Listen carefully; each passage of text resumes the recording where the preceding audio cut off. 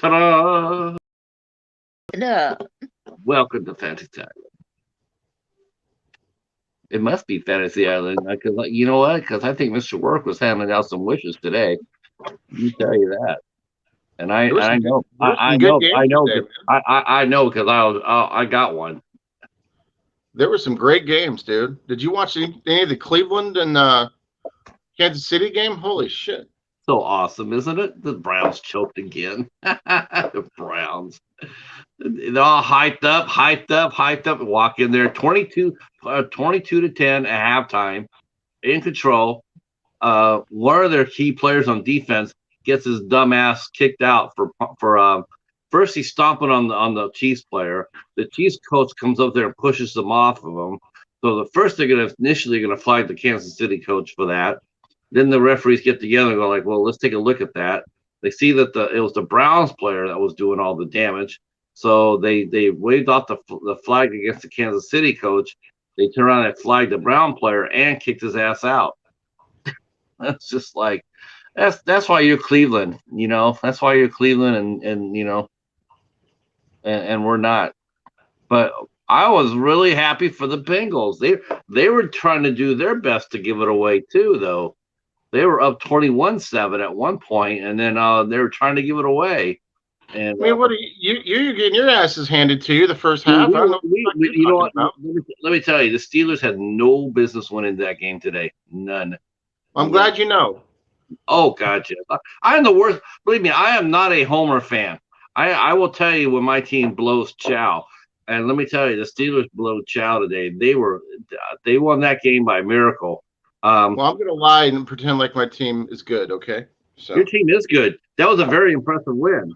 That really was. But even if we lose, I'm going to lie and pretend like they're your win was much better than our win. You tell you the truth. Your win was much better than our win. Our defense came to play up until the last quarter. I was kind of surprised we did as well as we did on defense. It happens. You know, it happens. They're still feeling their way around. But boy, they Burrow in the fourth quarter in the overtime. That's where character is made of right there. You know, that's where the character is made of. For those of you that think that we're not going to be doing horror on this channel anymore, the horror is coming. Oh yes, we're doing horror. Let me tell you, we're saving ourselves up for spectacular. It seems like we're doing a little bit of fluff, but we're just sucking you guys all in before we unleash the beast that is the Spectacular 2021. That's right. We're going to change to an all soap opera channel in November. What? No, we're not doing that. We could do a soap opera. We should do a soap opera. We should do soap operas. We should do a soap opera theme. Just for fun. My name is Victor Newman. I'm the mustache. Aren't you what's that guy? What's his name in the Raven? God, I already forgot. Eric something or Eric Braden, right? And he plays that guy. That's him. Yeah, it's Victor Newman. Okay, he's the fucking mustache. Victor, I know you from somewhere. I think you were an ex-war criminal. You're an ex-war criminal. Ex-war. You were a former German officer. I've seen you before out in the desert. He's the guy that can fall into a volcano and survive. Dude, he survived the Rat Patrol. Of course he's going to be able to survive a volcano. For 2 years, he survived the Rat Patrol, being chased by the Rat Patrol and having all his tanks and shit blown out from underneath him. But he still survived. And he was sort of like a nice guy at the end. What's going on, Casey? Vincent? Let's see. The Ambulance, yep. Titanic, he was in Titanic. He played Vanderbilt. Or was it Vanderbilt he played? Or who else? Who else? What did he play? Played maybe a Rockefeller. He might have played a Rockefeller. One of those.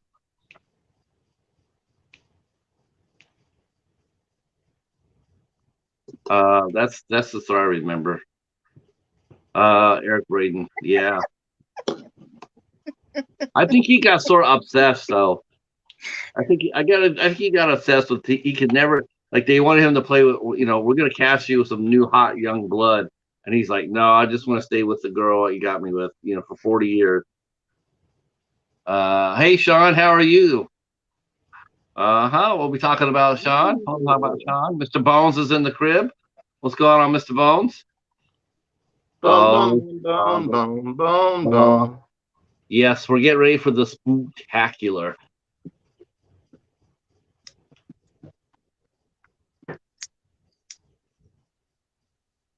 I love your bones, Hobbs. Oh, you love his bone. He said, boom, boom, boom, boom, boom. Oh, I thought she said she loved your boomer. I'm like, what? I don't know. So what'd you guys watch this week? I don't know what I watched so far, but I tell you what I'm going to be watching after the show tonight. I'm going to be watching The Trees Have Eyes. That's legendary. That's legendary. This was sent to me by Hobbs Horror. It was either that or a copy of there was between that and the Wood Chipper Massacre. Tight. And I'm not sending that one. No, this is gonna be cool. This sounds exciting. Here, let me do my Magoo here. I'm doing my Magoo. Okay. Okay. Welcome to the Cheetah and Movie Emporium. And I'm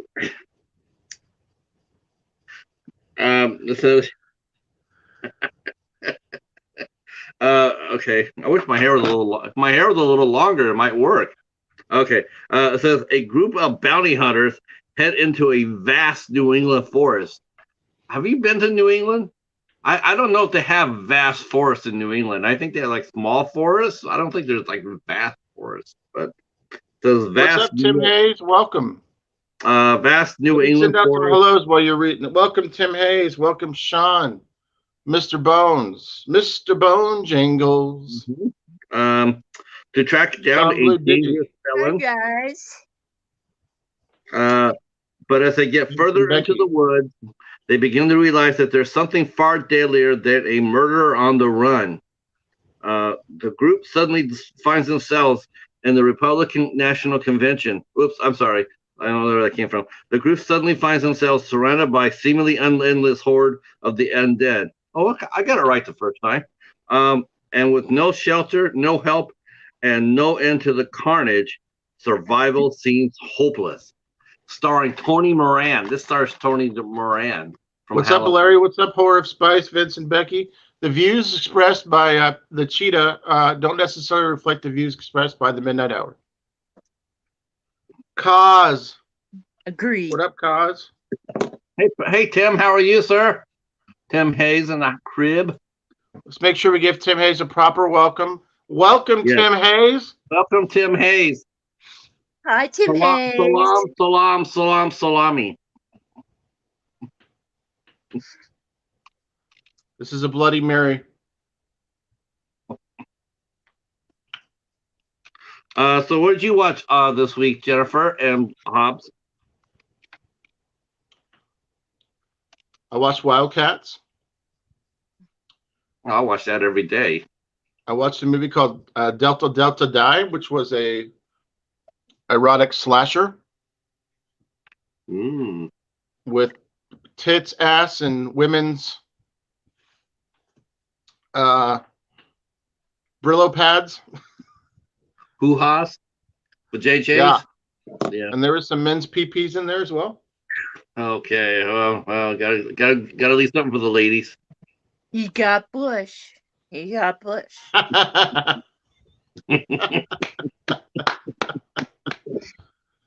Daichi. I wonder if any girl's ever done that. Just lay there and showed her bush and said, named it like this is my bush, George. What, like one of the Fry guys? Is that what they did? One of the Fry. Oh my gosh. That's too We have nutty. now reached the adult section of the midnight hour. Please tell your kids to go to bed. Mm-hmm. Want to Chadrick, how are you? answer this question, Patrick, that Huh? you just asked Oh, about Jennifer. No, girls no. and naming. Girls. What's the answer to that, Jennifer? I have lied down on a bed and told a guy I've got Bush, but I have not ever given it a name. Okay, that's gonna be the next on the midnight hour. Naming Jennifer. Hey, Yeah. Hey, believe me, I've already gone past that with yesterday. Me and her were already talking about that. talking about naming somebody's. No, she was okay. So here's Jennifer. She's at a concert to see Foreigner. Now, now this is Feels like the very first time. yeah. I've Well, been waiting. I couldn't understand it. There's Jennifer. She's doing a video from it, and she's sitting there because she's gonna throw some panties on the stage. Well, first of all, they got them all. They have the whole arena's all chairs. They're all sitting in chairs for a rock band. For a rock band, for Foreigner, they expect people to sit in chairs. I'm like, okay. So I told because you could tell that Jennifer was way back. Where were you, Jennifer? About center? Were you center or lower, a little bit lower back? Were you back closer to the back end? I was in the center. Okay, so you're center. That's still a good toss. Most of the time when you throw panties up, you got to go to like the first 3 or 4 rows and flip those puppies up. But Jennifer was way back there and she was sitting down in her seat. So if she tosses her panties up, it's only going to go like 4 or 5 rows, right? It's not enough. There's not enough, because panties are really light. So I told Jennifer, I says, "Well, go get your panties wet, and then bundle them up, and then you'll be able to reach it during the show." And then later on, later on, I'm sitting there and I come back to see. I was going to come back and see. She left a video about how the show went, and I realized what I said. I'm like, it's probably I could have reframed that a lot better. But I was only going on what I've seen during my career. I saw a lot. Oh Lord, I haven't even told you some of those stories.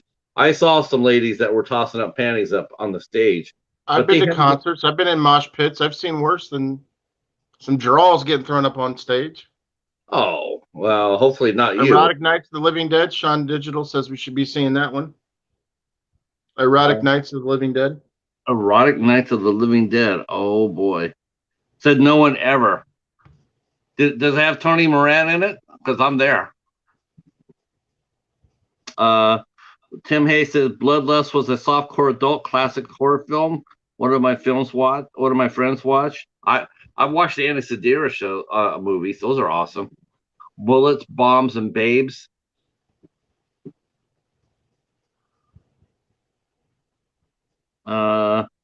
Spices. We'll talk later. I'm sorry to hear you had a rough day. Yeah, sorry about that, Vincent. Sorry, guys. I don't like seeing that. My friends having rough days.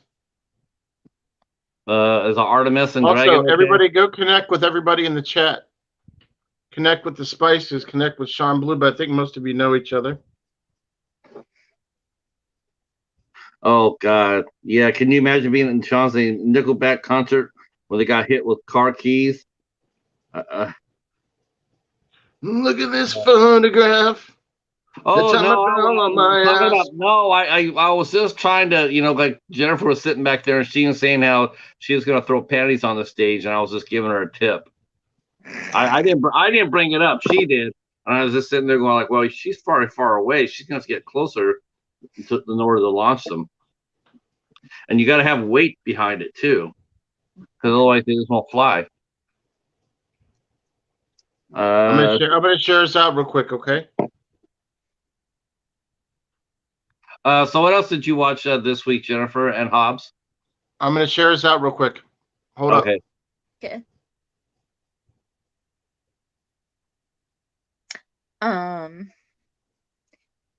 I watched a movie that I'm going to put out tomorrow for the multimedia pack.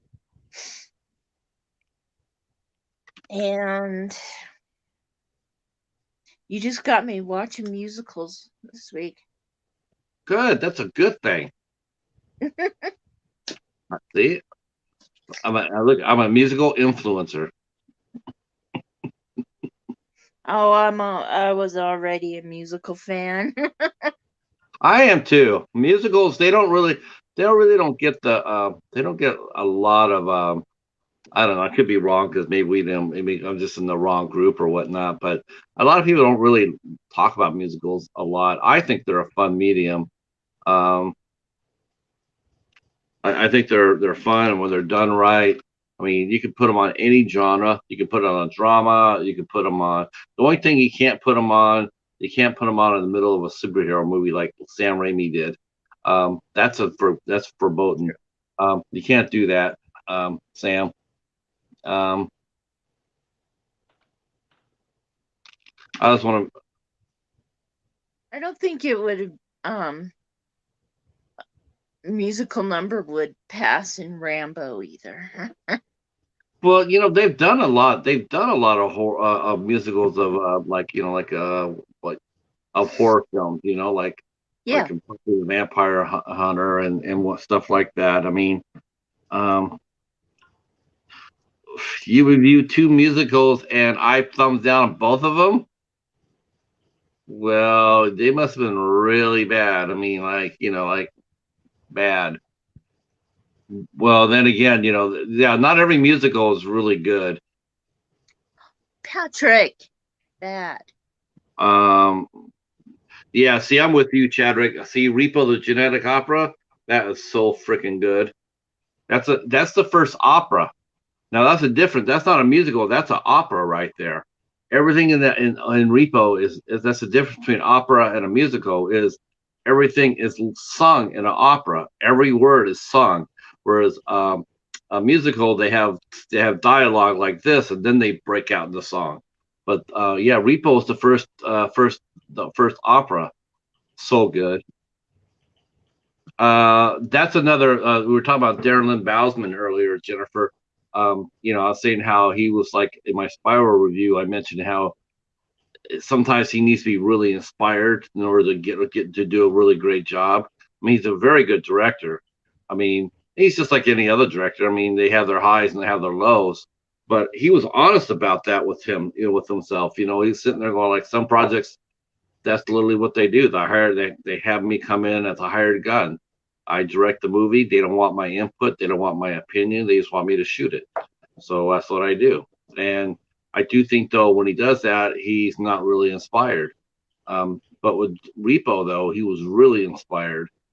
And he loves the format. He's done a lot of musicals and other operas.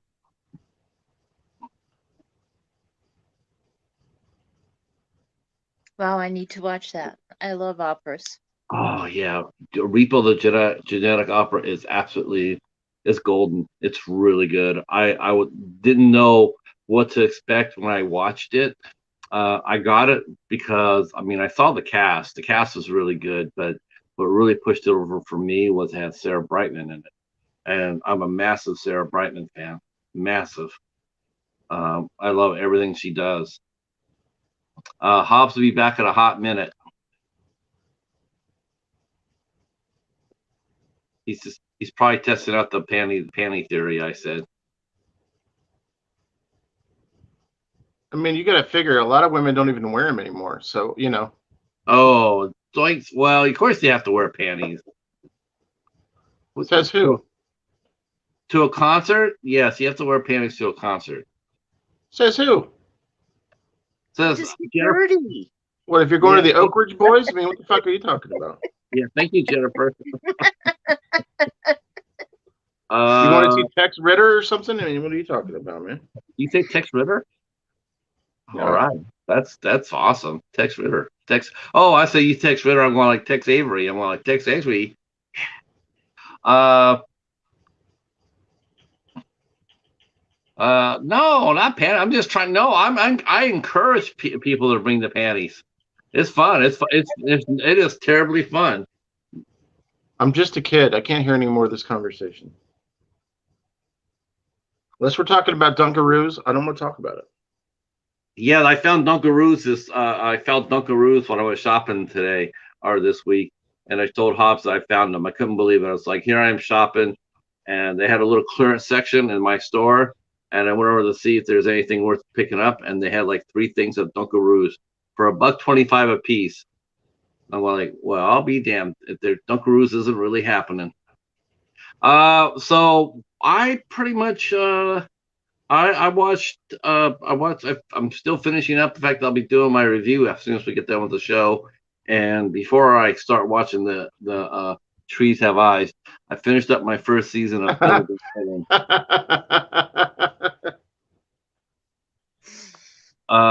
Yeah, Sweeney Todd. Yeah, that's a great one.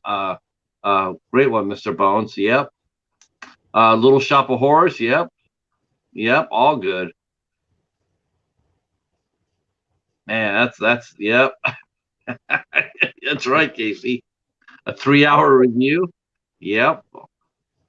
I even got a Gene Kelly musical. You know what? Me too. Me too. That's right. We went old school. We went back to the days. What about you guys in the chat? You guys ever watch any musicals? I mean, I see some people are mentioning some here. There's mentioning Repo, the genetic opera, Sweeney Todd, Rocky Horror, Little Shop of Horrors. Let's see. Anybody else watch? Anybody else watch? And then we're also talking today about our 10 most the favorite ones that we love to hate. 10 favorite characters we hate on TV and movies. Like, you just can't stand them. Every time you see them, you want to throw panties at them with rocks and bottles, inside. Somebody keep track of how many times he says panties, please. Can we do like a count in the chat? Mm-hmm. A count on the chat. Okay. Vincent saying he saw a musical for It. See, that would be interesting. Across the Universe is good. Yeah, I heard that was really good. I want to see In the Heights. I was hoping my library would have that so far, but I probably missed out on it. Did you watch Anna and the Apocalypse yet? I have not watched Anna and the Apocalypse yet. Please don't tell Martin. Pat. Martin swears by that movie. I have not watched it yet. Pat. What? You got to watch that, dude. What? Oh, I'll get to it. Right now, I got more important things. I got this new movie that I got yesterday. It's called The Trees Have Eyes. In case you missed it, I could do the Cheetah Emporium again. Or we could talk about the remake of the Karate Kid. I don't know how that. Okay, yeah, you know what? Let's throw that out to the chat. All right, for those of you in the chat, do you guys think that the remake from Karate Kid is better than the original? Let's do a poll. Yeah, let's do a poll. Patrick says in his exact quotes that Jackie Chan's shadow could whip that ass of Mr. Miyagi. Yes, Jackie Chan's shadow will whip the ass of Mr. Miyagi. If he can't block the crane kick, he's done. It's not Pat Morita's fault. It's not Pat Morita's fault. It's only in the fact that especially when you watch the remake, it was just so painfully clear that the fight scenes, which were already sketchy in the first place, they're already sketchy in the first place. But then when you watch it compared to the new Karate Kid, the remake, oh my God, you just felt really bad because so you think it's more reality when someone kicks somebody like something out of the Matrix? Jackie Chan didn't do that, and he didn't do that. The boy from Karate Kid kicked somebody in the the Matrix. He did what's it called? A scorpion kick, I think it's called. That's all. I think he did a scorpion kick at the end. That's a move. You like something out of Mortal Kombat for Karate Kid? No, that's actually a move. In fact, Nightwatch was talking about that. He's in the martial arts. He knows all the moves and techniques. And Or like you levitate in the air on your back, and you're in the air on your back levitating. That's a move that you can do in real life and kick somebody. Like, no, if you're watching Cynthia Rothrock film, you see that what she does is she brings her foot as it's a signature move. She can bring her foot all the way up past. I'm not talking about actual moves. I'm talking about the reason I thought the movie wasn't as good, because the fight scenes. Oh my god, the fight scenes were so much better. Oh my gosh, the new one? I'm in agreement with Hobbs. I'm in agreement with Hobbs. No, the new fight scenes in the new one were just off the chain. Dude, they were from the Matrix. No, they Nobody weren't. can do that shit in real life. Do you ever see UFC fighters bend over backwards and miss a punch? Yeah.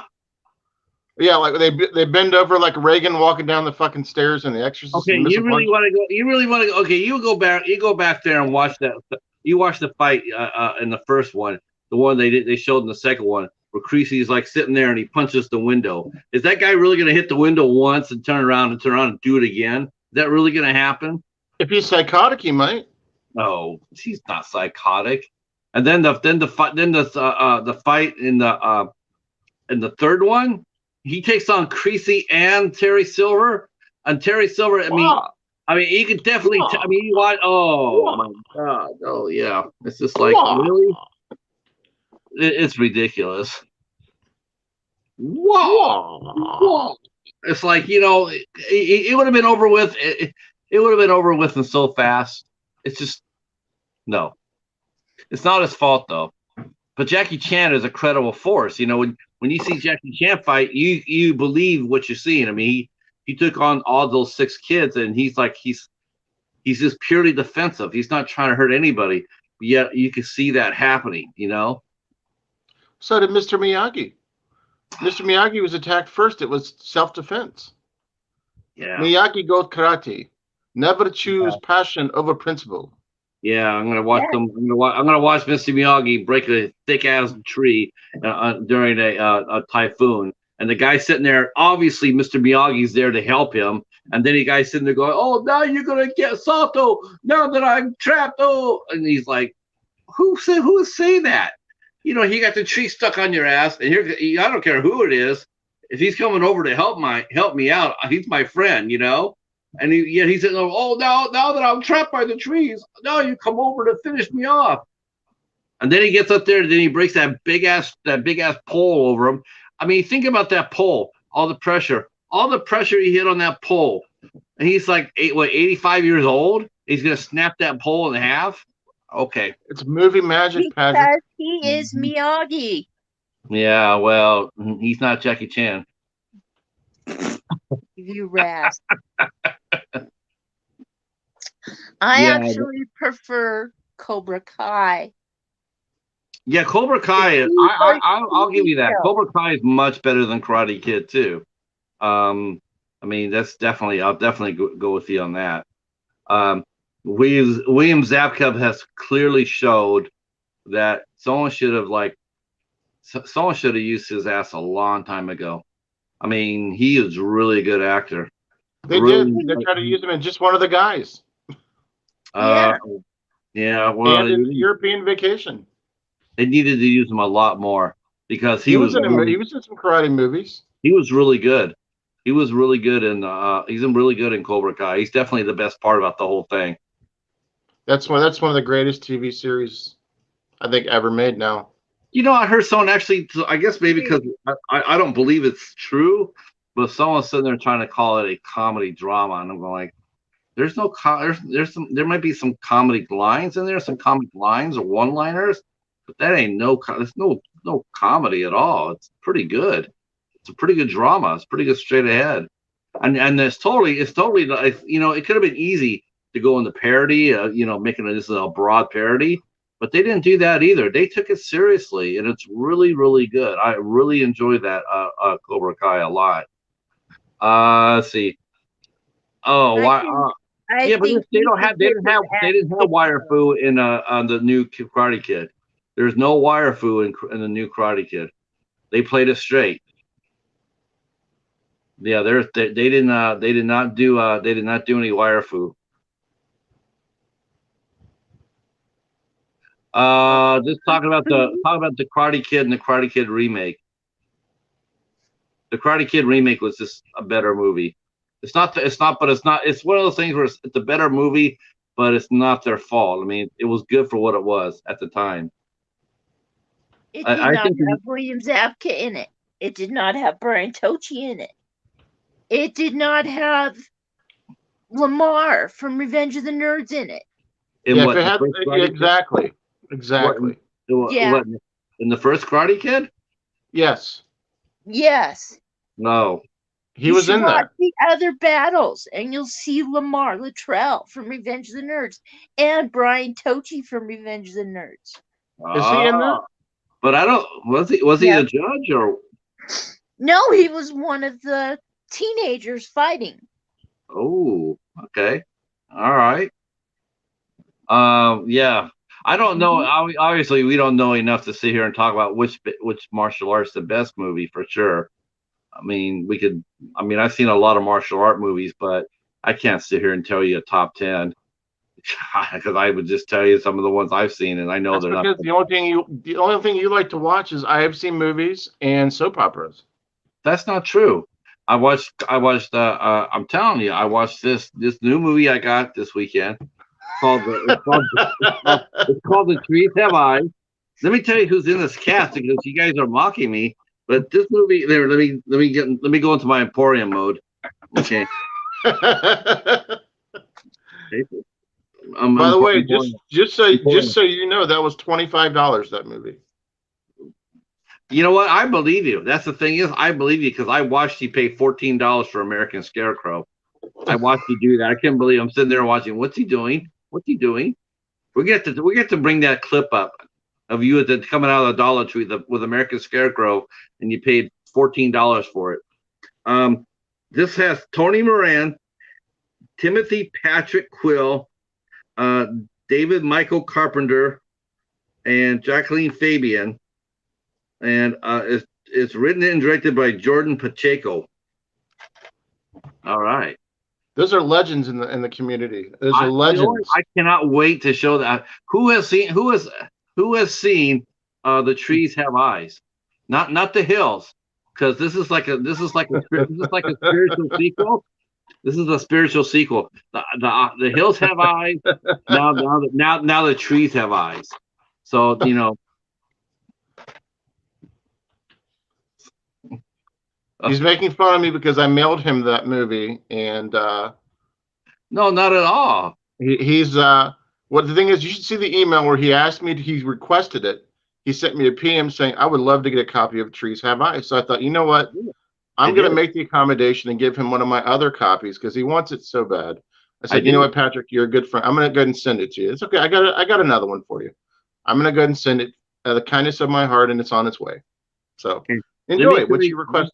Let me show you the DVD art in this classic right here. Okay. This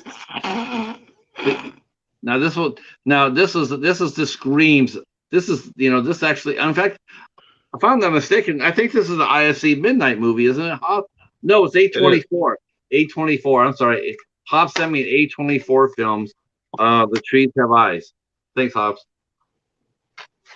You guys in the chat, if you guys want me to come up and talk to you more about this movie, just let me know. So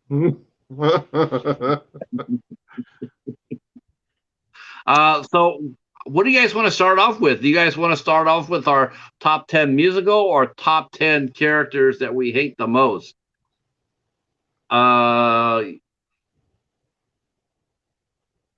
Okay. William Zabka's in a movie with Bruce Lee's daughter Shannon Lee called High Voltage. Yeah, I saw Shannon Lee. I got her in a movie called something about a sad. Oh my God, it was so awful. We got a Bronco Gigolo in the house. Wow, man! Congratulations on those Broncos, man. Those Broncos looked awfully good today. Teddy Bridge. Yeah, they tore up the Giants. Oh, Sean's saying that he's Hobbs, you're getting a surprise package from me soon. There will be at least one title you won't see coming. That's probably because he wrapped it up in some panties. Ooh. Make sure to put your phone number on the panties.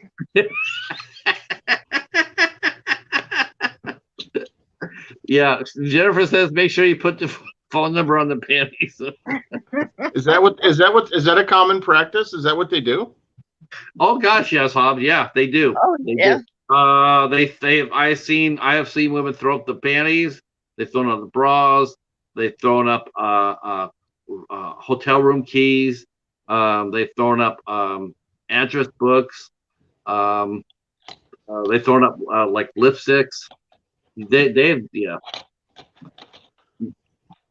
I mean, I've only had them mailed to me before. Yeah, well, he said he is surprised. It's something you haven't seen before. And also with the younger girls, if they're in the front row, they'll mysteriously jump up and down, braless, until two things pop out, and they go, "Oh my gosh, what happened?" Sean's talking like an A24 guy here. He's saying Hobbs is going to get a multi-pack IFC set full of their best table coasters hits. Well, gosh, I guess you'll be getting like 2 of those, Hobbs. You're getting 2 of those because that's all they've ever been. They've only made 2 bad movies. Let's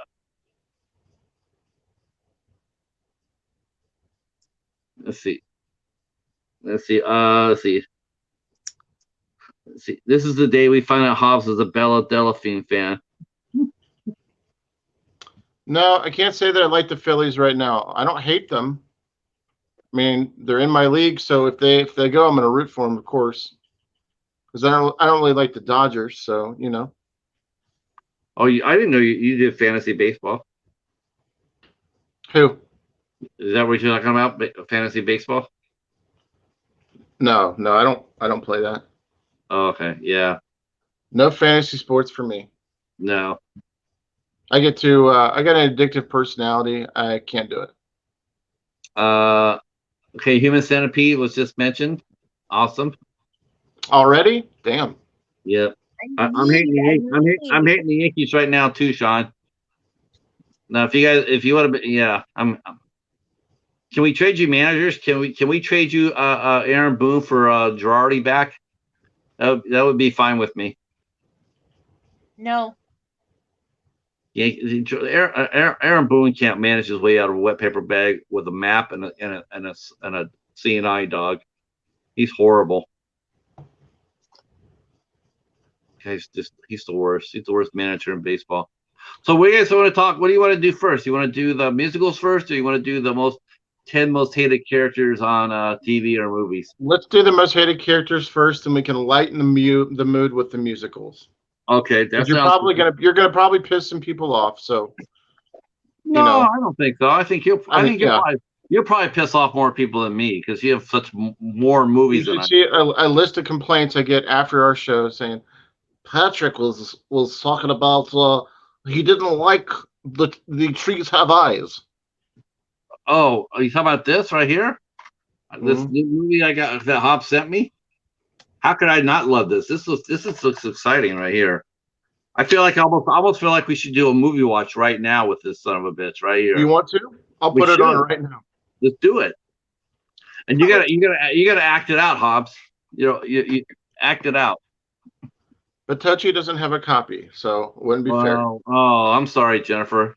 We have to get you a copy of and don't forget to include the cellophane wrapper, Hobbs, when you send her the copy. In case you don't like it, Jen, then you can take it back.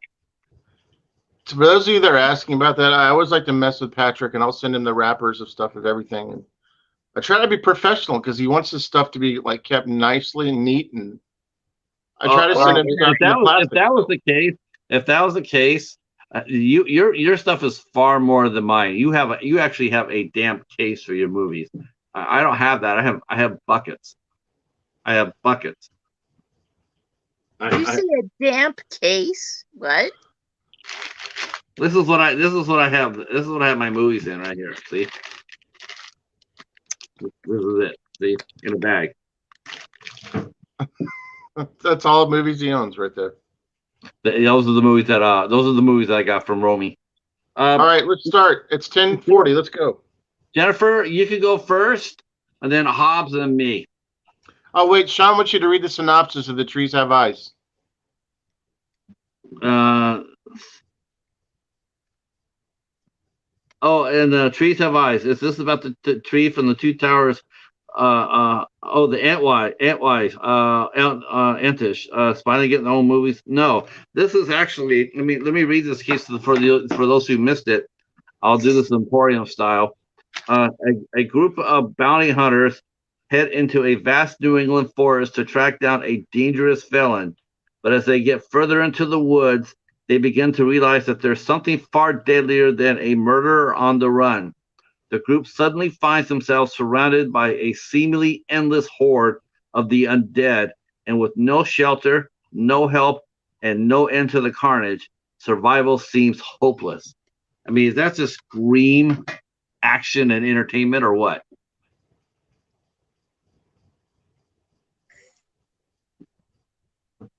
I almost called, I'll tell you honestly, Hobbs, I almost called off sick tonight so I could watch this movie. Don't you dare. Let's see. Sean says, Trees Have Eyes sounds like Scarecrow's 1988. You know what? As long as it has that may be so, Sean. The only thing I've asked Hobbs, I just wanted to know if there's actually damn trees in the movie. That's the only thing I asked, because right now it has trees in it. It says it has a big tree. That's the only thing I ever asked, if they have a tree. No, there's not going to be trees. There's going to just be flowers in it. Yeah, that figures. So Jennifer, you want to go ahead and read your 10th most hated movie character?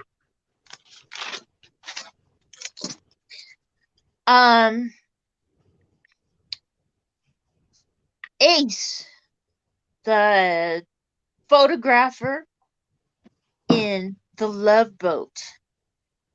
Oh my God! Played by Ted McGinley. This is gonna rock already.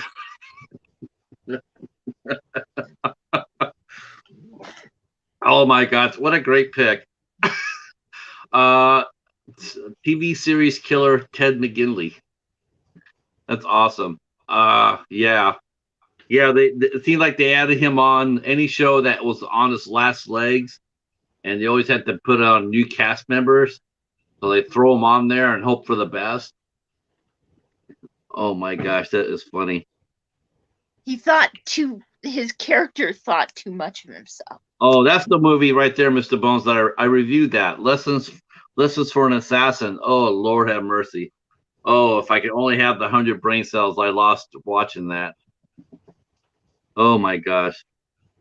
Hi, Jared. How are you, sir? Oh my gosh, Mr. Bones. That movie was so awful.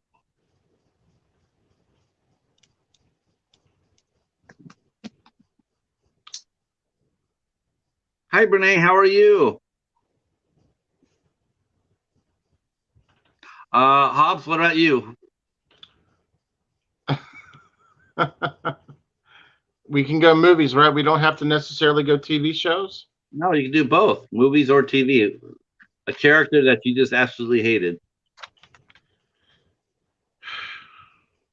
All right, I might get a little shit from this, but both versions of Harry Cooper in the Night of the Living Dead movies.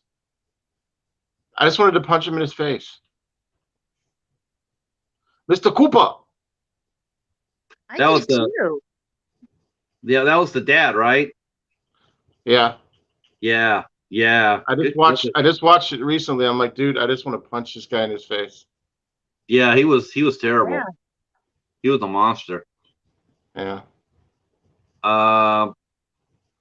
God, he probably got him. He ended up getting them all killed, pretty much. If you really think about it, because of his actions, he was so backwards in how he thought, his thinking. I mean, I get it. The thing is, these people sell me well. If I don't like them, that means you did a great job. So right. Well, sort of. I mean, Ace, Ted McGinley, he didn't do a really great job. He just hated his ass. All right, Pat, you're next. I picked Diane Chambers from Cheers, played by Really? Shelley Long. Yeah. Oh, I can't You stand her. cannot stand Shelley Long, can you? You just absolutely No. Her and Sarah Michelle. Sarah Michelle Gellar. And also, Yeah, you don't like her either. Her too, yeah. No, I just Who thought did her you like? dying. Who did you like in Cheers? I like Rebecca Howe. Well, because she's hotter. Jeez. No, I mean, Diane Law was attractive enough, but her character was just so freaking annoying. He was just no. I do agree with that, though. I just found her annoying. I didn't think there was any chemistry between her and Sam. There was just, they tried, but there just wasn't any chemistry there, between Ted Danson and Shelley Long.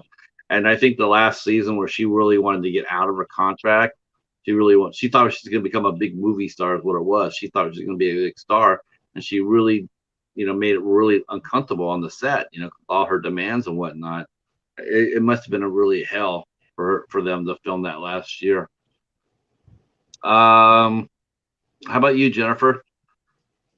Number 9. I'm gonna go for Stan from Revenge of the Nerds. Are you gonna list all Ted McGinley? I'm down with that. I mean, I'm just saying, if you're gonna do No, these are the only 2. I promise. What are you looking at, nerd? That's my pie. Yeah.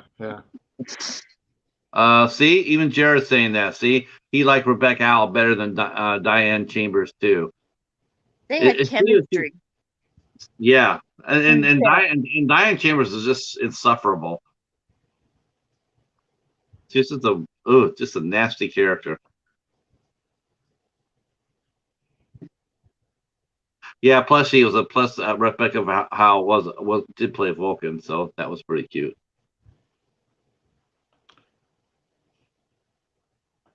Hobbs? James Spader in Pretty in Pink.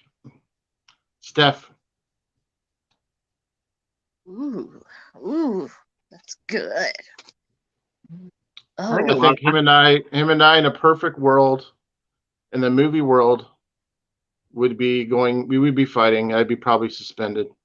Yeah. Thanks for coming in, Vincent. I don't like people that pick on people. I don't like bullies. Speaking of which, Jen Tochi dealt with a bully. Yeah, that same guy she put a bully on it. She put a bully in his place. Yeah, that same loser that was bothering about 6 months ago. Yeah, she put his ass in check. You gotta really follow. You should really find out where he lives at. You should find out where he lives at, and then deliver all his emails and all his comments that he makes to you. You should take that down to his work and walk and tell them. That's what you should do. Well, did you see where she told him to fuck off? That's fine, but I still think she should. I still think she should take everything that he's emailed her or commented to her on, or if you filmed him saying it, even better. You should go find out where he works at and go down there and show it to his employer, and so he can lose his job. That's what you should do. But don't you understand though? When Alpha Beta, nobody cares. The university doesn't care. What? That's not true. That's not true. You're in Alpha Beta, the university doesn't care. Nobody cares. Oh, you're talking about a character. Oh, okay. I'm talking about her bully. I'm sorry. He sounds like Stan Lane. The guy she's talking about sounds like Stan Lane. Yeah. From the Nerds. He's a football jock that thinks he's a badass. Didn't you say you went to school with this guy before, Jennifer? That's where you guys met, was in high school? Junior high. Junior high. Jesus Christ. Wow. I mean, that's just a case of Arrested Development right there, Jennifer. That's just unbelievable. I mean, it's stalking. It's really what it is. It's stalking. If he's been doing this to you since all this time, as soon as I saw your little comment on your video, a bully, I knew who it was. I knew it was the same. I knew it was the same asshole that had been bothered you 6 months ago. It's just, you know, every time you see that guy when you go shopping or whatever, you should seriously just record him. You should seriously just bring out your camera and just have it there on record. And then if he comes over and starts talking to you, just flip it up and start filming his ass. And then ask him to subscribe to my channel. Okay. No, you should have him say what he's gonna say, because he's gonna run his mouth off anyway, because that's that type. Just let him run, let him do whatever he wants to do. And then the next day, you just go down to his employer and say, "I just have something to show you." And this has been going on for like 30 years. And then you turn around and you pop it down there and let him see it, until they kick his ass out of there. There's no reason. Anyways, moving on. Yeah. No, I'm not going to have any Seth Rogen characters on my list. Believe it or not. Because I could do the whole list. It'd be just 10 Seth Rogen roles. No, I don't want to. I wouldn't want anybody to have to listen to that. You're next, dude. Come on. Oh, Carrie Bradshaw from Sex and the City, played by Sarah Jessica Parker. Did she turn you down like on one of your fan mails or some shit? Oh, thank God. Did you hate her? Did you hate her that much? Actually, no. For one thing, I would never write to her. She says, "Oh Lord, no." Did you send her a fan? Did you ask her to be on 8 Questions and she denied you, or what? No. You're right, Casey. Seth Rogen is the same character in every movie, and he's a terrible character. Good night, Brad. Yeah. Good night, Brad. No, I just don't like her. I don't like her acting. I don't like her characters. No, just not a fan. Hey, Ariel.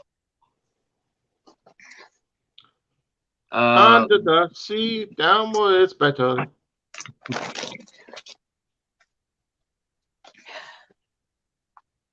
All right, Tochi.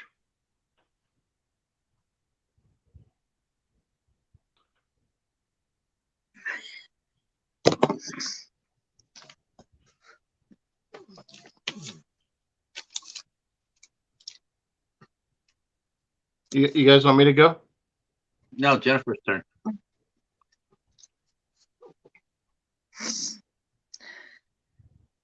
Are you okay, Jennifer? Yeah. Okay. You need a minute? No. You tell us when you do. We got you covered. I'm fine. Because believe me, I can talk some trash about some Joe Burrow. I can't. They won. Just nobody's gonna get it, dude. Nobody's gonna understand, because not everybody watches football. Oh, they know who Joe Burrow is. Okay, Jen, do you have your third worst person that you don't like the most in movies? Which Ted McGinley character is it now? Darcy? What was the guy's name in Casey? Seth Rogen's funny sometimes. Only if there's enough people there to feed him some jokes, because he's not funny on his own. He has to be spoon-fed this jokes. He has to have funnier people around him. Mm-hmm.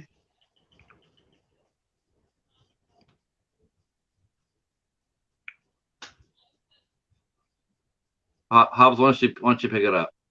Okay. So my number 3 would be Elmira Gulch from The Wizard of Oz. Who was that? Elmira Gulch, played by Margaret Hamilton from The Wizard of Oz. Was she the Wicked Witch of the? Was she the Wicked Witch? I like her as a person, but that character pissed me off. When she tried to take Toto, come on, man. Right? Yeah. What if somebody drove up and tried to take the cheetah? Right? I would just sit there. Asking where I send the flowers to for their funeral. That's a good. Yeah. Yeah. You want to go ahead and take the cheetah? You know what? Let me go get some towels and some stitches, and because let me get a sheet because I don't want you to bleed all over my lawn. Do you remember our friend? She does review. You won her contest, Katie Warman. Yes. She had a couple of those caterpillars, or whatever it is, those millipedes that they're invading her house. Apparently, really, there's like 100 of them in her house. Oh my god! And I was thinking you should just send Paladin up there for a week, and it would just be a complete bloodbath. It would be, but she's got an army of cats up there already. She's like a cat lady. She has a beautiful orange and white cat, a kitten. She named it Penguin. I was going to ask her where did she got the idea of calling an orange and white cat Penguin, but I don't know. But it's a beautiful cat. But she's got a lot of cats. She's got she's got like 6 or 7. Because penguins have orange beaks. That could be, that works for me. Yeah. Wow, I didn't know she. Oh yeah, those millipedes. Millipedes are different from centipedes. I think millipedes actually bite. Yeah, I think they're nastier of the two. But yeah, Paladin, he cut that one in half. That was gross. That was way gross. It's like, dude, seriously? I mean, cats already are weird anyway because they eat spiders, but with slicing a centipede in half, that was gross. What's up, Splash with Ariel? What's up, Jared? I will go for mine, and then we'll catch up with you, Jennifer. Amanda's in the house. Amanda, what up? Hey, Amanda. Mine for number 8 is Walter T. Bass from the Andy Griffith Show. That was the most annoying character on that whole damn show, and they had a lot of them on that show. But he just set a record. Anytime he was on, you just wanted to strangle him. Terrible, terrible pain in the ass. Did not like his character at all. He put a whole new definition to the word stupid. And that took a lot to do in Mayberry. Well, kind of is what it is.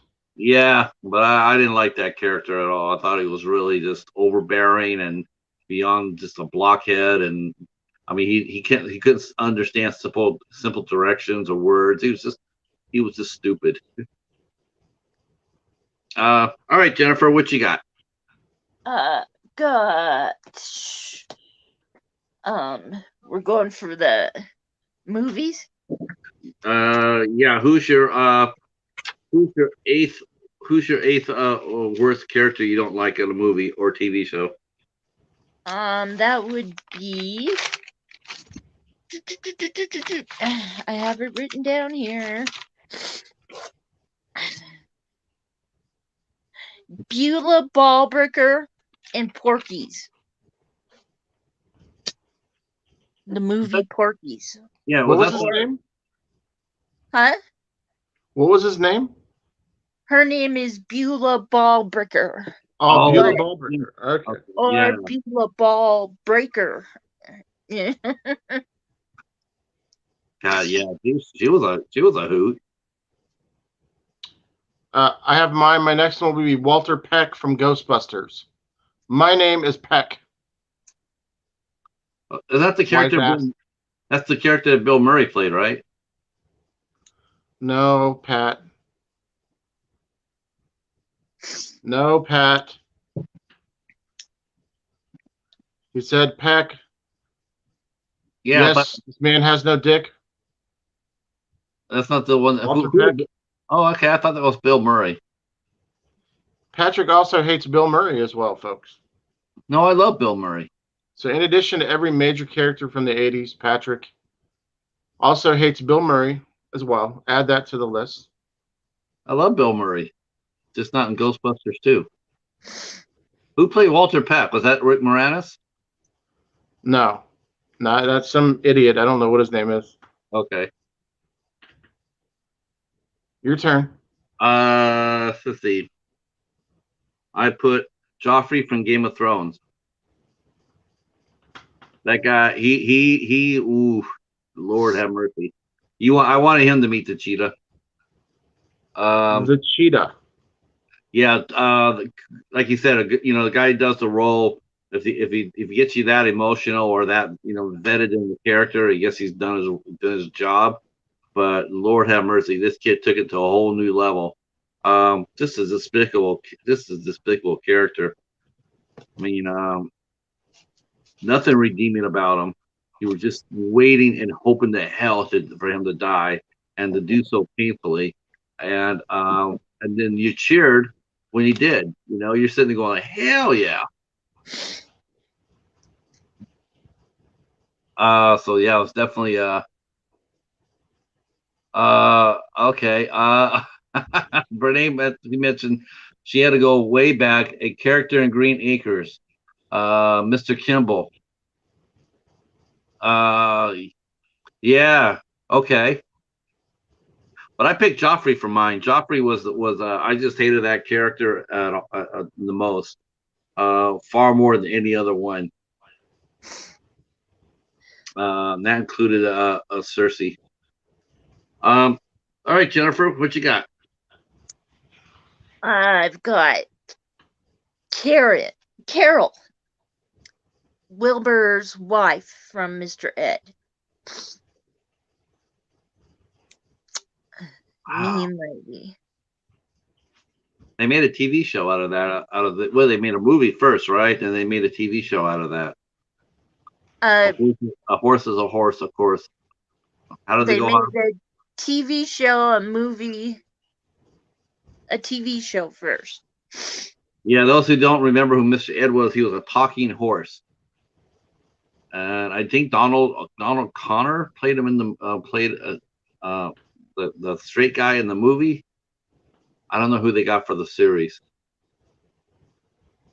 Yeah. That's a good pick. Mine would be Mrs. Olsen from Little House on the Prairie. Yeah. Ooh. Wow. Yeah. Ooh, she God. charged way too much for licorice and bubble gum. She was holy shit. She was wicked. I think honestly, I think that was probably my very first character I really did not like on TV. Even more so than Nellie. Because you recognize that Nellie got all those traits from her mom. Even though Nellie was a stone cold bitch, but she got it all from her mother. Poor Nels Olsen. Yeah. Married to a bitch like that. Once in a great while, he actually got a backbone and he stood up to her. But yeah. And then she would act all hurt and shit because, like he's actually stood up for somebody. And I mean, how many times did Mrs. Ingalls walk in there and was so nice to him? I mean, it's like not once did she ever bark at her, She would charge way too much for her eggs. She did. She would charge the Ingalls family like $7 for the eggs. All right. I think she would give way too much for the eggs. Mm-hmm. And it was the eggs that Mrs. Ingalls was giving them. Like here I'm gonna give you my eggs, and then I like to buy 5 of them, and then she charged them $7. Yeah, okay. Renee mentions, Mrs. Olsen and Nellie, good one. That was a good one, Hobbs. Oh yeah. All right. For mine, okay, I know I'm gonna get some blowback on this, but you know what? This is mine, and I stand by it. Tony Soprano from The Sopranos. Can't stand that motherfucking character. Be prepared for some unsubscriptions. Not stand him. That guy was a piece of poo. Poo. Did not like him at all. Return to Poo Corner. I thought he was a despicable. He had absolutely zero moral. He was a psychopath. That's what he was. He was just a straight cold psychopath. No redeeming value, no heart, no nothing. There's not a glimpse of good in that character, not 1 inch. No, I did like Michael Imperioli's character a little bit more. That's because I like Michael Imperioli. But no, I did not like Tony Soprano at all. All right, Toch, what do you got next?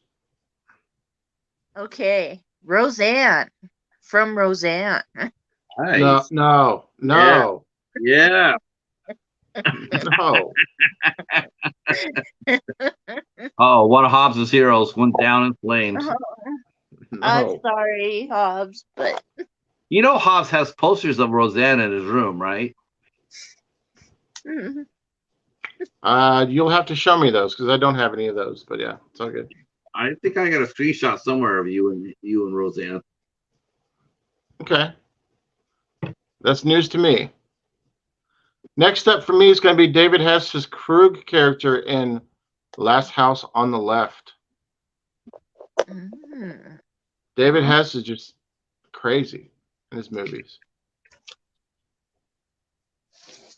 Now, did they have the same character? And did they have new characters in the remake, or are they basically the same characters from the first to the second one? Because I think Garrett Dillahunt played that character. If you're talking about the leader, I think Garrett Dillahunt played him in the second movie. That guy plays. I don't know if they pronounced it Krug or Krug. I've only watched it like twice. Yeah, that guy. I think that's who it is, and I think Garrett Dillahunt played that character in the remake, and he makes a very good villain. He's a really good villain. David Hess is fucked up, man, in movies. He sells it well. Maybe he's really fucked up in the world. Maybe he's method acting. Maybe. That sells though. Method acting is good in movies though. Yeah. But yeah. For me, my fifth one, the Ewoks from Star Wars. Never a fan.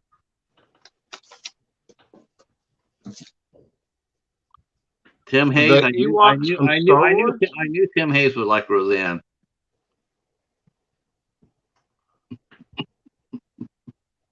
Yeah, I did not like the Ewoks from Star Wars. I thought they were just like annoying as hell. They weren't cute. They were just designed to sell toys. They were worthless. It's just like all they did was just highlight how really weak the Empire were. If you're looking at all the stormtroopers getting waxed by these by these fuzzballs, it just shows you how weak the Empire really was. Yeah, it's just they were just annoying to me. We've lost to Tochi. Oh. Fairy Dust, that guy's on my list. He played Wes Hightower in Urban Cowboy. That guy's on. I'm not going to say it. That's the next guy on my list. He played Wes Hightower in Urban Cowboy. That's funny. Jared's mentioning how Jar Jar Binks was worse than the Ewoks. If you go back and really just look at his character, Jar Jar Binks, if you really took a good hard look at it, Jar Jar Binks was actually a pretty interesting character. I mean, the voice that they used for him they probably should have used a little different voice for him. But if you really watch him, he's pretty badass. He goes and he fought in the line in the Clone Wars. You see him there, and he's on the front line of his group with their fighting. He went back there, and he's standing right there in the front. He's pretty brave, even though they sort of played him off as being totally stupid. He really wasn't. He was actually pretty damn smart. Yeah. Oh, Negan from The Walking Dead. That's a good one. Yep. I said Wes Hightower from Urban Cowboy. Jen, you're next. Okay.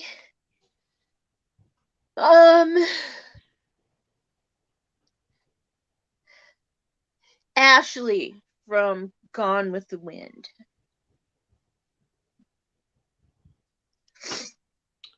Ashley from Gone with the Wind.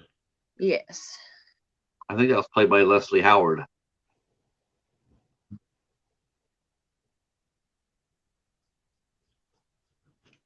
I think that's who that was. If I'm not mistaken. There's an interesting story about Leslie Howard. I want to make sure. So Leslie Howard was a. I think this is. My next one is the old woman in stripes that Bill Murray drives around in the taxi. But I can't think of what her name is. She's like, "You're Obama."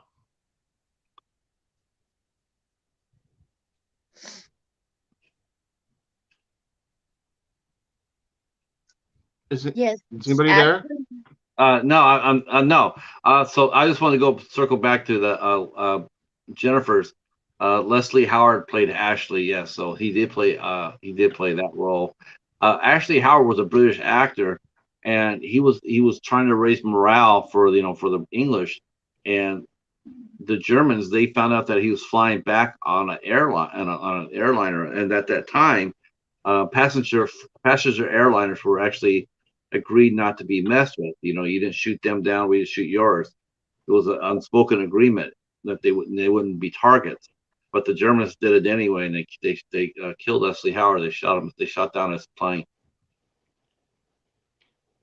Oh wow! Yeah, he was a good actor. His brother ended up playing Sherlock Holmes. So yeah, I remember that role, Hobbs, the lady in stripes. See, that was a good Bill Murray role. I put for mine number 4. We're down to 3 each. Patrick's got 4, then we got 3 left. Number 4 for me is Deadpool from the Deadpool movies. Deadpool from the Deadpool movies? Yeah, Ryan Reynolds is Deadpool. Don't like his character at all.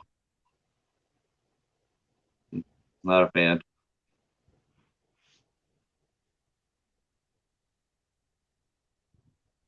I don't know if you guys. I know a lot of people in here may be comic book fans or not, but I'm just not a big fan of that. All right, Toach, your top 3. Top 3 what? What's your number? What's your third most hated character? Favorite.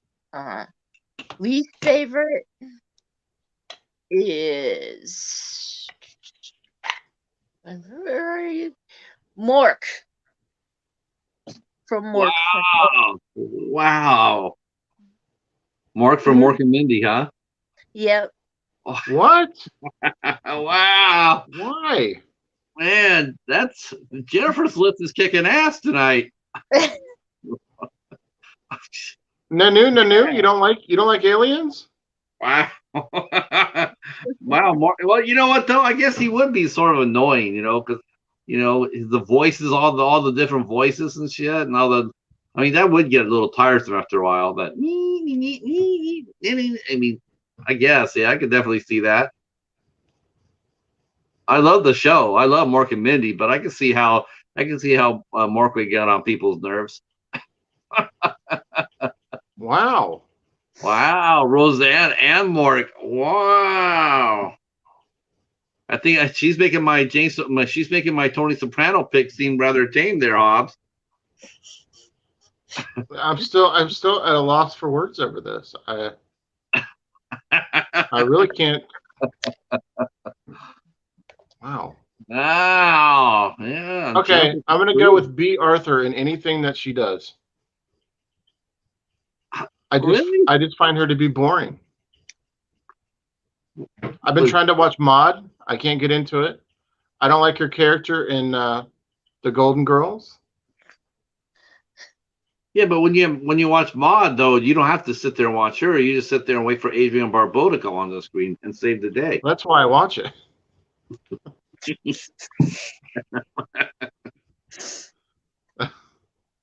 I've been getting into a lot of older movies, like back when, like Patrick was back in high school. Like I was watching. What were some of the movies you said that you watched back in high school that you said that you enjoyed? We were talking about it one day. Well, I mean, I was there. I saw Star Wars at the theater. I saw Superman at the theater. No, TV shows that we were talking about it one day. God, TV shows like Emergency and Adam 12, Starsky and Hutch. That's what I've been watching, Starsky and Hutch and stuff like that. Yeah. Some short series that I wish they would have got further on. 240 Robert, Chips. My brothers loved Chips. My brother used to love the Chips. They used to do that all the time. The Rookies, SWAT with Steve Forrest. Oh, dude, Ariel just hit it right on the nail. James Spader and the New Kids. Dude, he was an asshole in that movie. Oh my God, he was so bad in that movie. See, Jared says he loves to hate Miss Trunchbull. I can see that. Jared says, have you seen B. Author in the Star Wars Holiday Special? God, no. I hope I never do either. I sort of like my eyes. I don't want to be like trying to tear them out. Sean, you're absolutely correct. A lot of these people, I don't hate them. I hate the character because they sold me. They're actually really good characters. You're right. They do the character well. It's just like in pro wrestling. If you can get a character to, if they can make you hate them, then they're doing their job correctly. You know what I mean? So, I mean, part of it had to do with the actor too. I mean, I don't like Sarah Jessica Parker. I do not like Shelley Long. So it just made it, their performances made it that much worse. I mean, I don't. Have you watched Troop Beverly Hills? Yes, it's the only thing of hers I ever liked. Well, see, then you like her. I did. I watched one thing with her that I liked. That does not mean I like her. So it was just one that I liked. You like Girl Scout cookies, right? Shit. I thought Mary Gross was a lot cuter. Mary Gross was really cute. Let's see. For my third one, third from the top here is Scrappy Doo from Scooby Doo. Everybody hated Scrappy Doo. Every people who love dogs, they wanted to run over Scrappy Doo. I guess I can understand that one. Okay, watch the Star Wars Holiday Special in December with you. Yeah, we could do that. I'll have to find a copy of it though. I'm sure it's out of print. No, I haven't seen it either, Sean. I have not seen that in years either. Nope. Yeah, that's the only movie of hers I liked, Ariel. Troop Beverly Hills was really cute. Yeah, Scrappy Doo was this awful character. Just so stupid. No. You just wanted to feed him to the sharks. All right, Tochi, we got two more. Okay.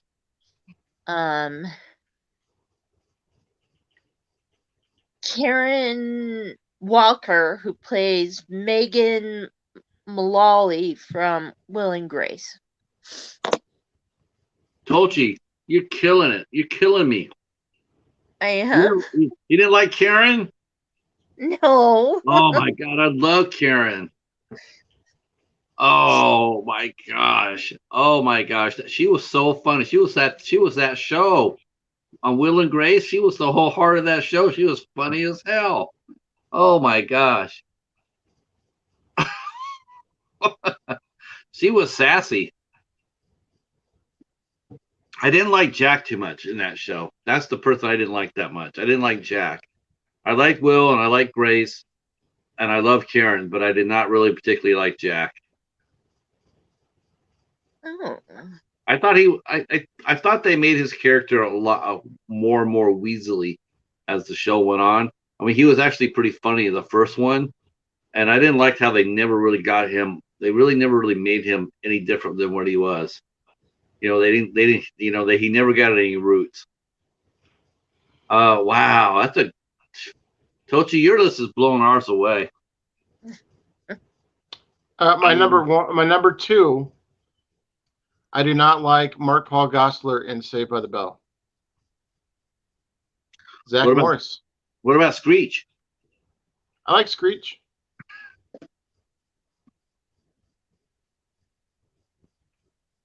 I don't like his hair. I don't like the way everything right happened for him majority of the time.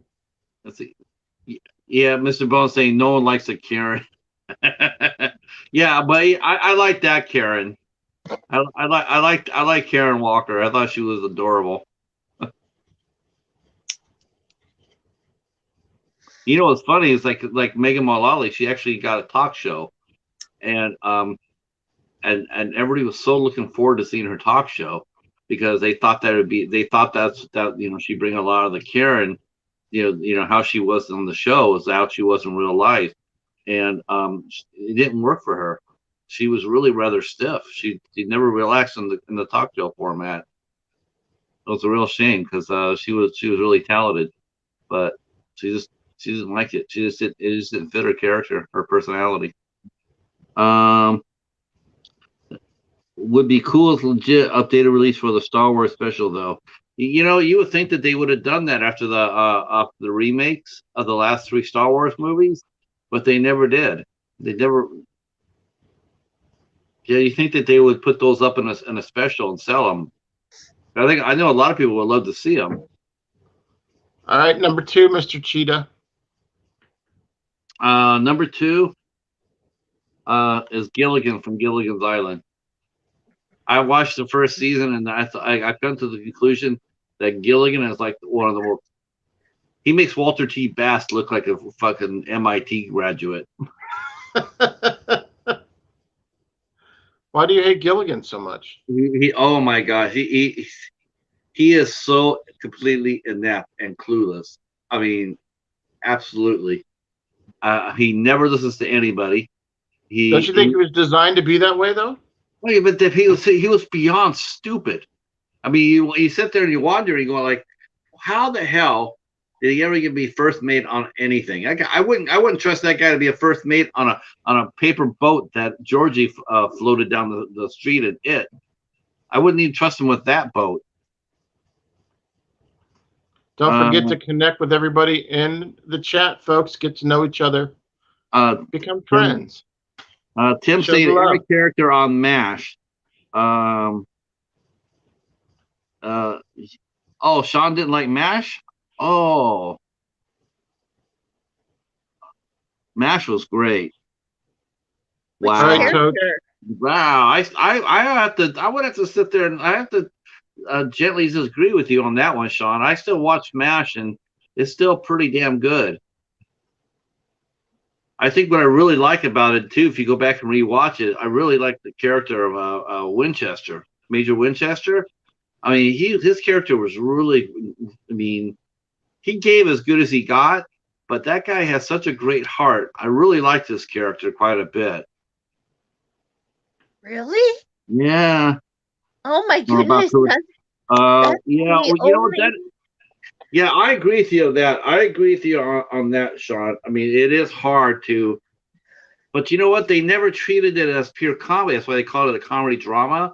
I mean, there were a lot of episodes that, including there's actually a couple they didn't have a laugh track to it. They played it straight and serious. I mean, it was more like a drama with comedy elements to it. But I never saw MASH really as a comedy. I mean, yeah, they got over on who was the guy before Winchester, and they got on Winchester or whatnot, but Harry Blake or whatnot. But wow, I think once Harry Morgan came onto the show and Mike Farrell came onto the show, I think it really, I think all the slapstick went out of it. When they got Klinger out of the cross dressing, they put him in uniform. I mean, I think that was just signs that the show was, they were playing it more straight. And that last episode is still haunting as hell. Still. All right, Tochi, what's your number 1? Tim Allen, Home Improvement. Oh my gosh, Jennifer, you are absolutely slaying it. You are just crushing it tonight. Oh my god! I almost put him down. He almost was there. I almost put him on the list. Tim Allen. Oh God, no. Oh, I can't stand watching him in anything. Yeah. No, me either. Oh, no. Mine is going to be a little bit odd because I don't know his name, but he's played this character in 2 different things, and he played Melvin in Tremors, and he played Eddie Panetti in The Wonder Years because he bullied Kevin. And I don't like bullies. and he was an idiot in Tremors that got everybody killed almost. Yeah, Melvin. Yeah, that's right. He got that. He got the shopkeeper killed. Yeah. He was just such a little shit. Yeah, they should let him get eaten. Yeah, he was. Yeah, I know who you're talking about. Yeah, he was. Yeah, he was stupid. I mean, he was. And then he was picking on Kevin Arnold in the Wonder Years. I just wanted to walk up to him and say, "Hi, I'm Hobbs. I'm going to show you the 5-knuckle shuffle." and then I'm going to bury you in my Roseanne blanket. I do not have any Roseanne pictures or blankets. You do.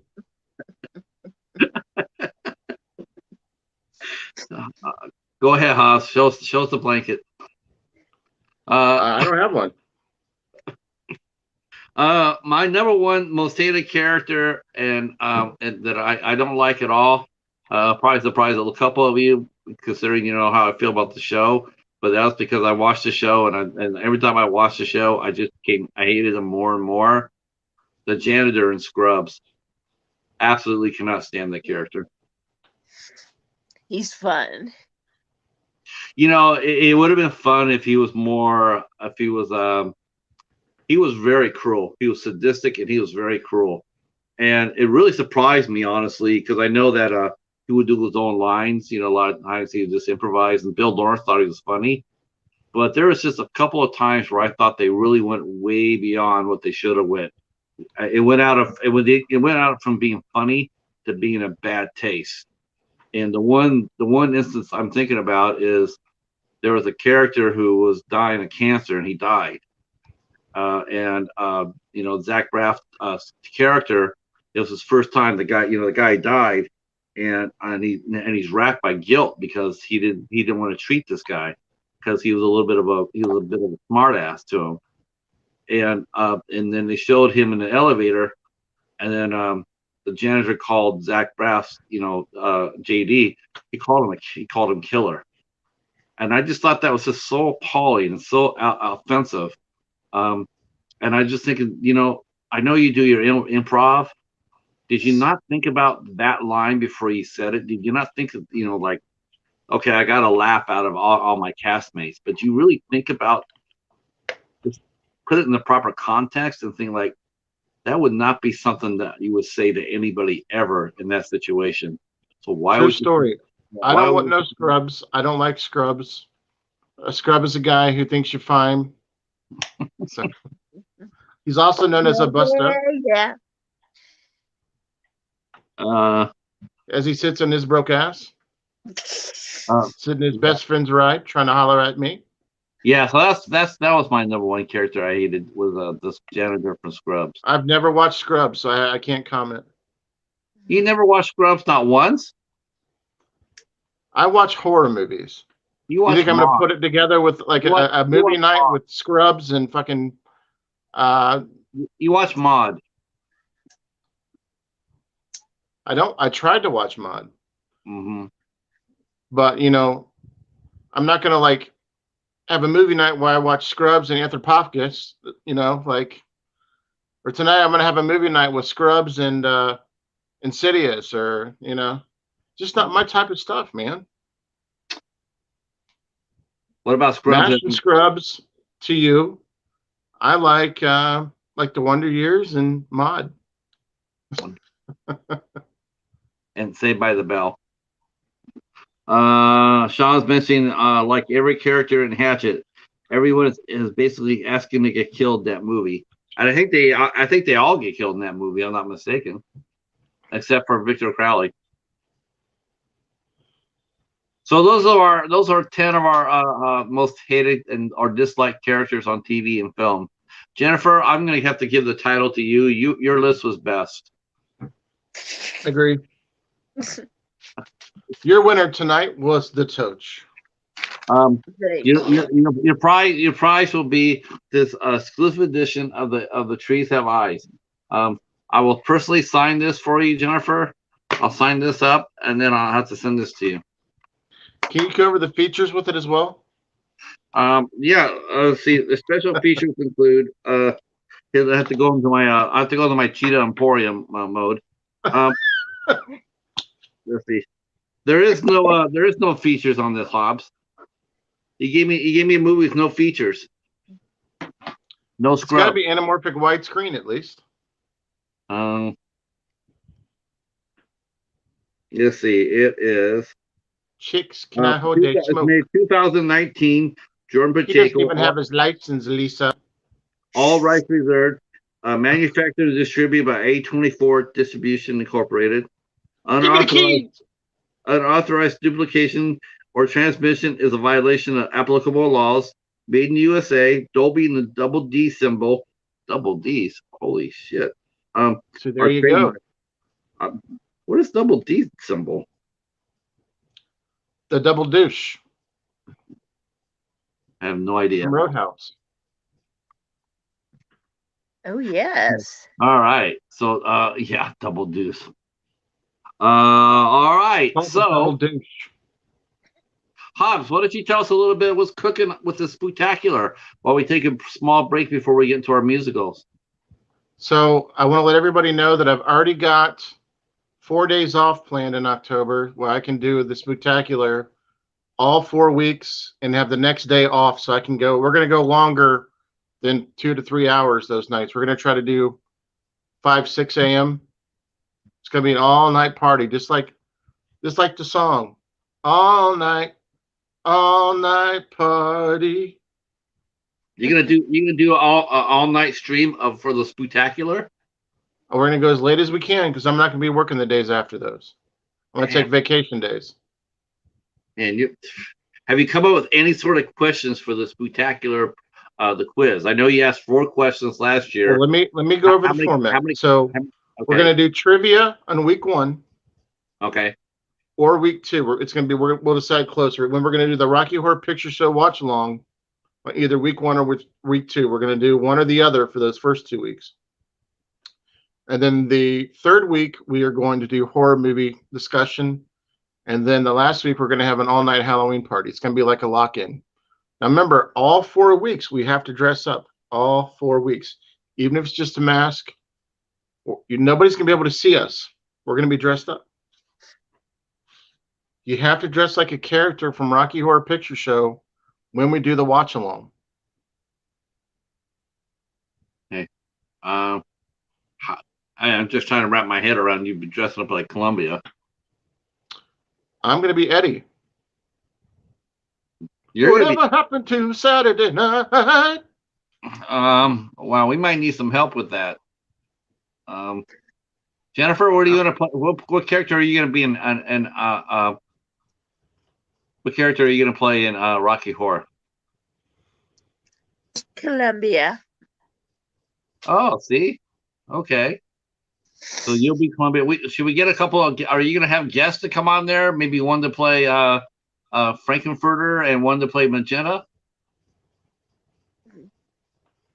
We're going to have anybody that wants to come on that's dressed up and do the watch along can come on with us. We're only going to be able to do 6 people, though. I really don't want to pay the $50 to have 20 people up at one time. Casey I thought I was going to, but I can't. Yeah. Casey mentioned that Mask is the best Cher movie. That movie is sad, man. That movie that really makes me almost cry. Yeah. Yes. Yeah. Eric Stoltz does a wonderful job in that show. And then I realized that it's Eric Stoltz under it, and I don't feel so bad. Yeah. My friend used to always watch that movie. He'd be like, dude, that's Mr. Peanut. I'm like, shut up, dude. The guy had a calcium deficiency. Right. Yeah. So week 1 or 2, whatever week 1 or 2, I know we're going to do 2 of those things. We're either going to do trivia on week 1 and Rocky Horror week 2, or vice versa. And we're going to have a Halloween party on the last week. The only thing is the 3rd week. Well, trying to figure out what to do in the 3rd week. I have a small suggestion for the 3rd week. Is it Spooktacular related, or are we going to have somebody come on and talk about bullshit? It's very Spooktacular related. It is that gentleman I sent you his lead for. He wrote a book And what he did was he went around to all these different horror icons and different actors, and he asked them to come up with their top 10 horror lists. What 10 movies scared them the most? And he went around and he gathered all these people's names and made a list. So it is truly the top 10 of the top 10. But that's I thought it was spectacular enough to warrant a suggestion. But if you don't want to use him, he can also just go he'll come over and do my show. But I thought the premise was really interesting, and I would like to ask him some questions about how he gathered, how he approached his guests just to get his list. Are you saying you want to host week 3 and do this? Is that what you're saying? No. I am not stepping into something that I have no business stepping into. This spectacular is yours. I know my place. The midnight hours, folks. It's all of ours. It was my idea, but it's all of ours. I just want to know one thing. When we do the contest, the questions you're going to ask for your contest, how many questions are you going to ask this year? And can we get at least one question that you're going to ask for the contest? Yes. Okay, good. An exclusive. I'm going to ask what you guys would like to see better from my channel, to improve my channel.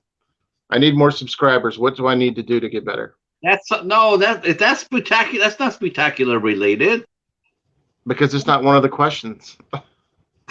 Yeah, that's not sweet. I'm talking about last year when you had us pick our screen queen, and then you had us pick up the fight a horror icon. I'm just wondering what you're going to ask us this year along that vein. Can you imagine last year when we did that? I put Danielle Harris as one of my questions or answers. Can you imagine? We didn't even know she was going to be on our show later that year. Well, that's the reason why maybe you should re-ask that question, because maybe we'll get another superstar to come onto our show. I don't know. What screen queen would you like to But this year you have to come up with a different screen queen. You can't use the same ones you used the year before. It's going to be a different question. They can use whatever they want. Yeah, because they said okay, not using the same screen queen you used last year. What new screen queens would you use this year, and what would you do? What would you do to hang out with? I'm not gonna ask the exact same question. Well, who does that? What question? Well, you would. Okay, you would. What if you ask people what their favorite mod episode is? I'd have to ask you. That's a scary question right there. I'd have to ask you. Mod's a scary show. It's no scarier than watching MASH. I'd rather watch paint dry than watch MASH. Mod is.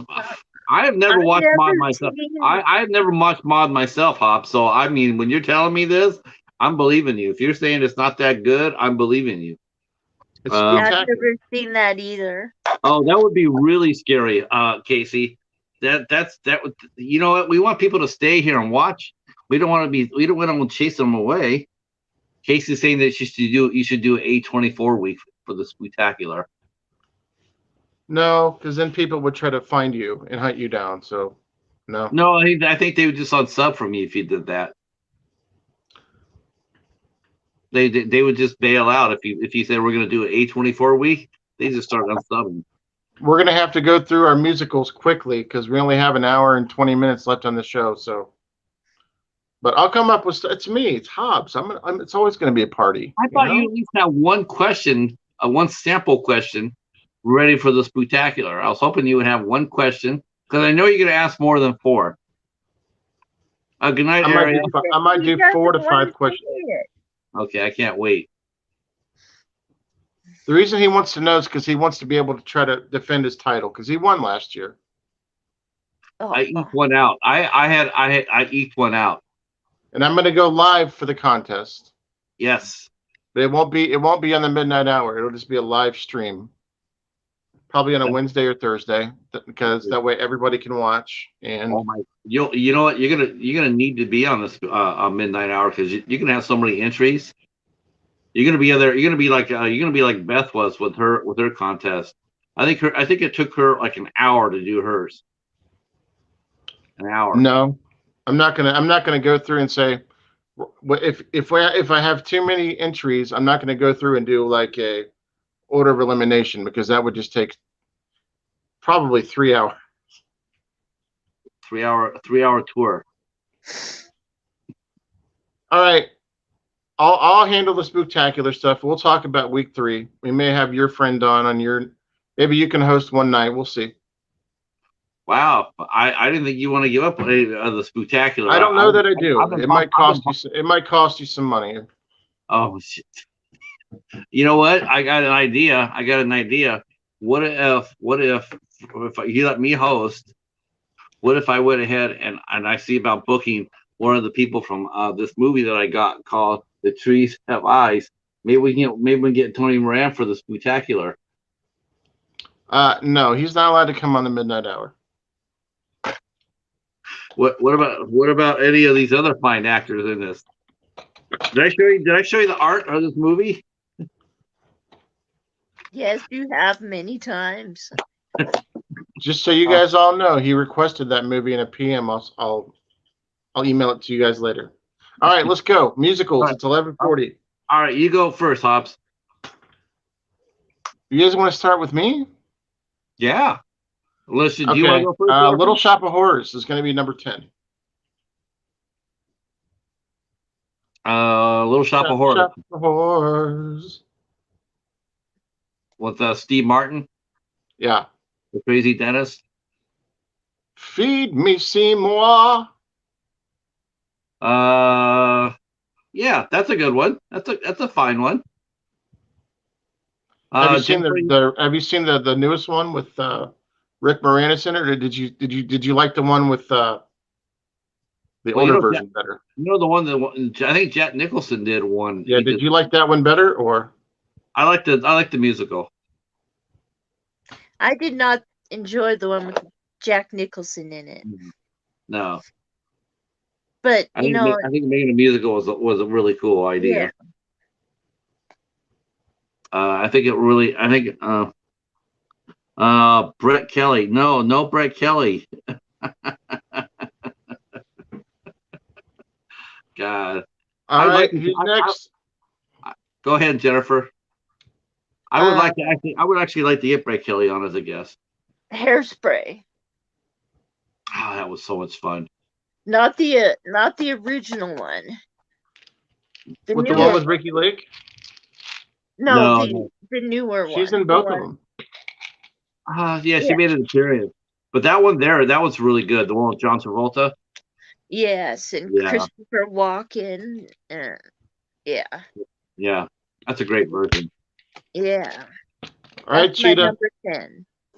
For me, Phantom of the Opera.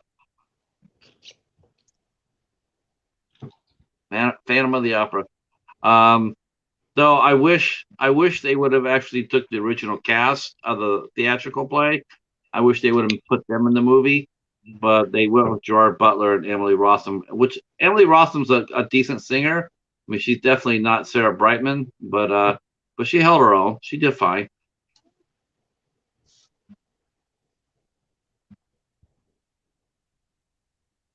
Purple Rain. Ooh. Wow. Number 8 is Purple. One. Number 9 is Purple Rain. Oh, wow. Man, if that's your number 9, you can have a strong list. Yeah, I do. Yeah, that's a yeah. I actually like musicals a lot. Wow. Yeah, that's a strong one. How about you, Jennifer? A Chorus Line. Oh man, okay. Oh, you mashed that. You mashed the Purple Rain. Chorus Line is awesome. Yeah. That is a great movie. Super cool. Bought myself a fancy. Good night, Ariel. Thanks for coming by. That's a good one. Everybody connect with Splash with Ariel, please, and thank you. Yeah, me too, Brene. I'm a huge Sarah Brightman fan. Huge fan. Yeah, I haven't gotten the last few albums of hers, but I got like 10 of her records.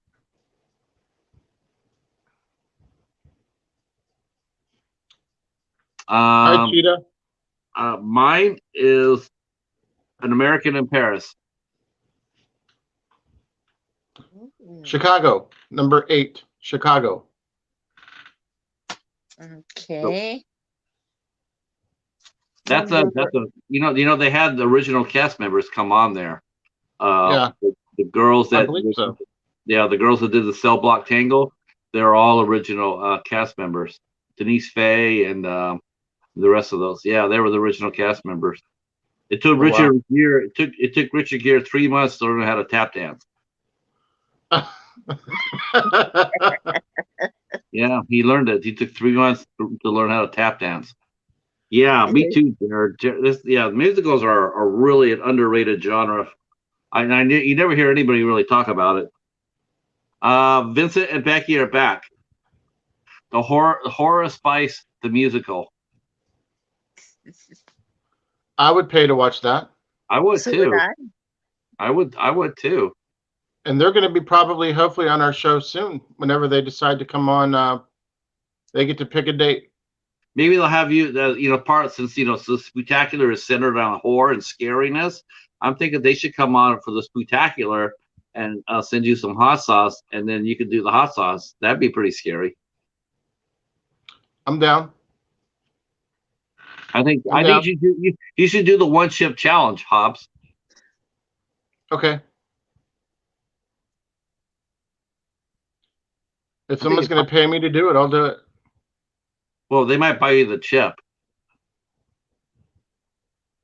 Are you going to pay me to do it? I think the chip. No, I think the chips. I think actually the one chip challenge. I think the chip itself is like $25. You have to pay $25 for one damn chip to burn your ass, to burn the hell out of your mouth. You're next, Cheetah. Hobbs drinking blood. Yep. I did. I said American in Paris.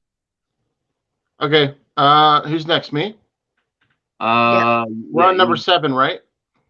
No, number 8. No, I did 3 already. Yeah. You did 3? How many have you done, Jennifer? 8 comes up now for me. Okay. So she's on her 3rd one. Okay, go ahead. Rock of Ages.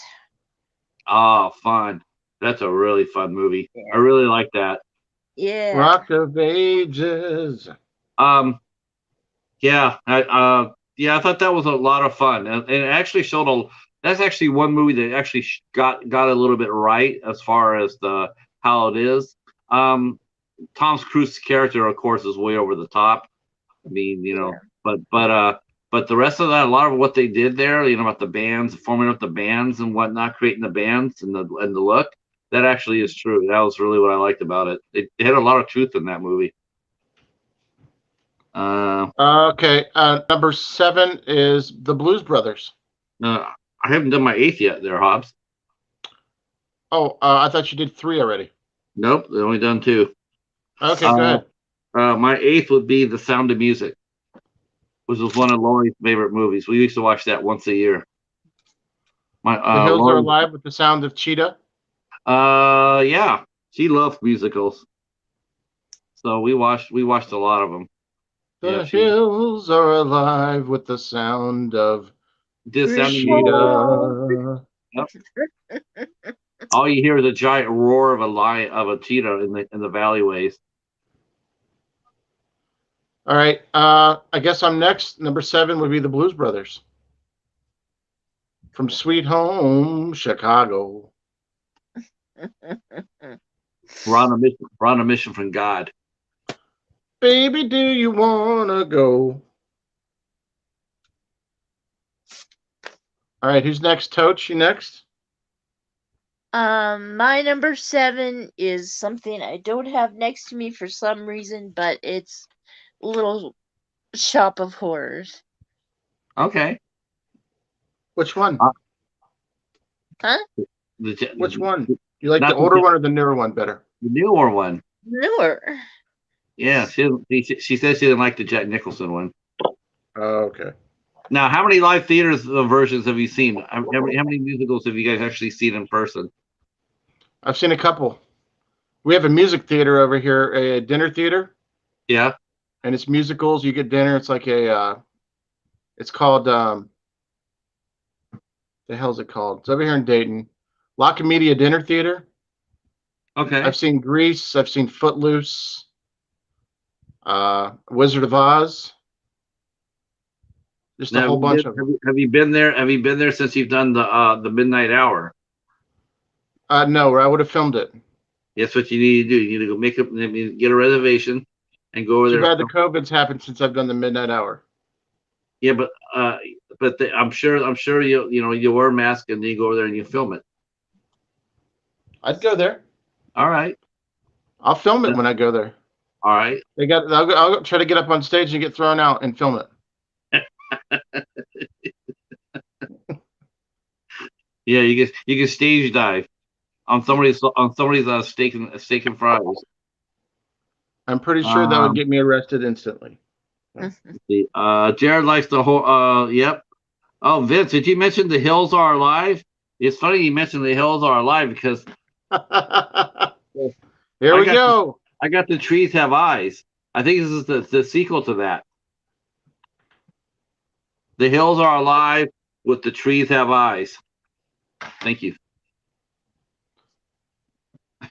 Once again, making fun of a movie that he requested that I send him. Sure, you have. Mm-hmm. See, Vince and Becky saw the Nutcracker by the pool. I don't know. That must be an Arizona version of the Nutcracker. It would be hard to do the Nutcracker in Arizona because there's no snow. Dun, dun, dun. My number 7 would be The Lion King. Simba. Mm-hmm. Even though they're lions, they're okay. Do you secretly call yourself Mufasa and the cheetah is Simba? I don't ever. Do you sit back and listen to Can You Feel the Love Tonight together when you're watching movies? I would never insult my cheetah by calling him a lion. I would never do that. Imagine me calling the cheetah a Bengal. I mean, how insulting would that be? Yeah, I'm going to call you the loser of cats, a Bengal. Well, it's better than being associated with a team with a bunch of cheaters like the Steelers. So heck yeah. How do we get on football? I'm just talking about cats. You started it. No, I'm talking about cats. Mr. Antagonist. I wouldn't call the cheetah a lion. I wouldn't call him a Bengal. You were making fun of Hobbs's football team. He always makes fun of me. Oh no, I was already pumping up Hobbs's team earlier today. I mean, they actually snatched a victory from the jaws of defeat today.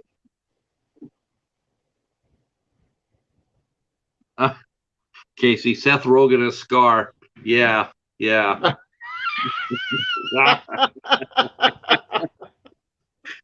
Seth Rogen would fuck up he would fuck up the Lion King. Brother. Okay, where are we at? It's your turn. We're on number 6. Tochi is next. You're next.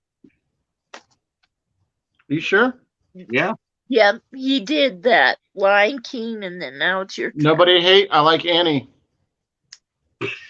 Hey. Hate if you may. I like the Annie musical. Okay. Bet your bottom dollar. I like the Annie musical. Okay. Which one? And what was Andrea McCardle? I like them all. Any version I can find. I've seen that at the dinner theater as well. Yeah, Annie McCardle. Yes, if that's the one we have to go with, yes. Yeah. I love the one with Carol Burnett and Tim Curry in it. That's great too. I like that one. That's a good version. Yeah. That's a good version. I think the one with the one I remember, that's the one with Albert Finney. He played Daddy Warbucks. I think that's the Andrea McCardle one. All right, Jennifer. On the Town. Jennifer. Yes. Good one. That's a beautiful movie. Yes. Yeah. I love Frank Sinatra. Yeah. Playing kind of a dorky character with an over-aggressive girl chasing after him. Gene Kelly and Frank Sinatra. That's a fun movie. Yeah. So much so that's my number 6 too, On the Town.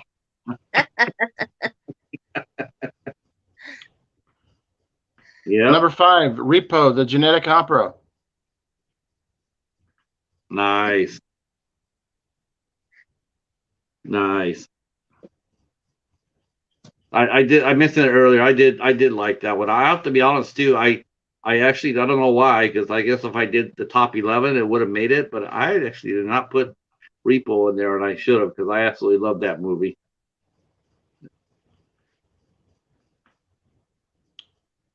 All right, Toch, your number. Where are we at? We're at number 5 still with you guys. Okay. Yeah. Go ahead. Grease. Always be together. Yes. So my guest that I had on last Wednesday, Leah McKendrick, on the 8 Questions With, she is going to be working on writing the Grease movie. They're doing a prequel for the Pink Ladies, and she's going to be writing it. Ooh, I hope they pick a good Roz. And they're also doing a TV show, it looks like, from Grease. Just let me know if she needs a Kaneki. If you want a hickey from Kaneki, just let me know. I was gonna offer them you as I told them about your Eddie Deason, and I told them that you'd be good as Melvin. Indeed. Or Eugene. Okay, yeah. On to number 5. Okay. I put White Christmas. You see yourself as a Kaneki? Well, I saw you more as a Danny Zuko. Yeah, I have to agree. Yeah, definitely.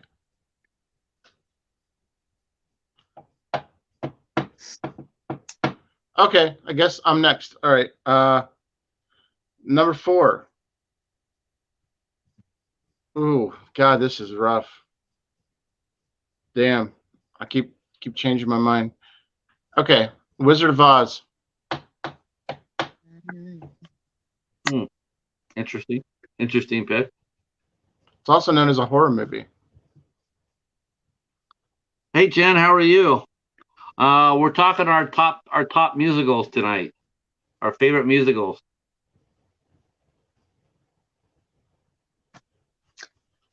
Okay. Okay, Jennifer. Willy Wonka and the Chocolate Factory. Yeah, that's a great one too. Yeah. That's an honorable mention for me, for sure. Yeah, for sure. Yeah, that'd be honorable mention too. That's a fun movie. Except for Grandpa. Yeah, Grandpa sort of he was a bit of a sourpuss, wasn't he? It's like, get your fat ass off the bed if you can get up for. Yeah. All those years of just sitting there not doing nothing and everything, and all of a sudden now Charlie got the golden ticket. And now all of a sudden you got enough willpower to get up and yeah. Yeah, I agree. And then he was mean. Then he was mean to Willy Wonka at the end. Going to sell out the candy. I mean, it's like, thank God Charlie was there with common sense. Who can take the sunshine, sprinkle it with dew. For number 4, I picked the Rocky Horror Picture Show. That's way too low. Way too low. Number 4 is Willy Wonka? No, my number 4 is a Rocky Horror Picture Show. That's way too low for that. I mean, yeah, it is. What? Way too low. Bad boy. Way too low. I know it's about right. It's about right. All right, my number 3 is Phantom of the Opera. See, if they would have had the cast of the play, that would be my number 1, without a doubt. It would be my number 1 if with Michael Crawford and Sarah Brightman, that would be my number one all day long, all year long, all lifetime long. Have either of you seen it live before? I have seen it live, but not with that cast. I saw Traveling Troupe, and I also saw Chess, which is also quite excellent. Yeah, I saw that on like it was like a touring company, but it was so good. What about you, Jennifer? What do you got for your number 3? I already did my number 3. Oh no, I didn't. Never mind. No. Robin and the Seven Hoods, and with the Rat Pack. Oh, damn! Wow. Yeah. Yeah, I love that. I like that choice. Yeah. That's very cool. That's Mr. really cool. Booze, Mr. Booze. Yeah. Oh Yeah. wow! Yeah. Okay. Yeah. Oh, okay. Yeah. My number 3 would be Chicago. Chicago's fantastic. It is fantastic. Catherine Zeta-Jones did all her singing. That was all her singing. That was her. Renee Zellweger had a little bit of help, but Catherine Zeta-Jones, that was all her. Okay. Number 2. I'm sorry. Go ahead. Were you talking? No, I was just saying it's just a great movies. There's there's a lot of good songs there. Did you like the Black Dahlia? Did I ever watch the Black Dahlia? I know the case, but it wasn't in Chicago. That was in L.A. No, the movie. Yeah. Did you like it? Yeah. Oh, okay. I was just asking if you liked it. Yeah, no, they've done a lot of versions of it. I saw a version on TV I really enjoyed. Sweeney Todd is definitely an honorable mention for sure, Bones. Rock and Roll High School is definitely an honorable mention as well. Yep. Rock and Roll High School or Rock and Roll High School Forever? That's a good one too. Wow. Yeah, Jen mentioned Crybaby. The actress in the movie, Amy Locane, she did a hit and run on somebody when she was drunk and killed him. She went to jail for that. All right, my number 2 is Grease. Grease is the word. Grease is the word. Yeah, see, I thought you would have that like your number 1. Really? Oh. Really? Yeah. Don't you know me? Bobby, it's Dinger. Yeah. Don't you know me? Mm-hmm. No, I just thought you did. I just thought you would. Really? Yeah. Really? Yeah. I sent you a copy of my favorite musical of all time. You still haven't reviewed it. So I've been asking you to review my favorite musical of all time. I've been saving it for the Spooktacular. I'm doing it in October. Remember, the Spooktacular isn't just Sunday night. The Spooktacular is a whole damn month. So I just want to put this out there that I have 31 days to do this. I just want to put it out there that I almost put Dirty Dancing on the list, but I don't think people consider it a musical. No. So that's the same thing I did. I almost put that in. She's like the wind. All right, Tochi, what's your number 2? Oliver.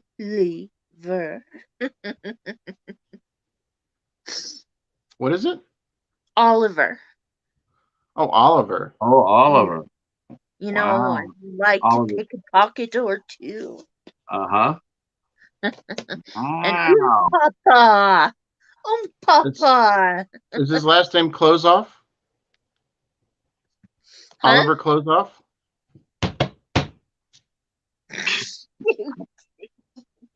Okay. Vincent wants to take Mrs. Spice to see Grace. Jared says he loves Oliver. Yep. Yeah, see, we had a good, yeah, you guys have really seen a lot of the musicals. I'm really impressed with you guys in the chat. I didn't know how this would go over tonight, But boy, I'm really impressed. You guys have really come to you guys have brought your A game today. There's been some really fun choices here. I see what you guys been putting on there. You definitely the chat's been lit. The chat's been lit tonight. Hey Vince, if you guys go see the play for Grease, it's fantastic. I've seen it twice. Hell, yeah. The only thing I haven't seen, I'd like to see. I haven't even watched the movie. The one play I really like to see, but it's so damn long. Oh Lord have mercy. Is Les Mis. Les Miserables. Yeah, so long. They have to have an intermission for it. All right, Pat, what's your number 2? My number 2 would be Mary Poppins. Okay. That almost made the Hobbs list. Yep. Julie Andrews and Dick Van Dyke. I love Mary Poppins.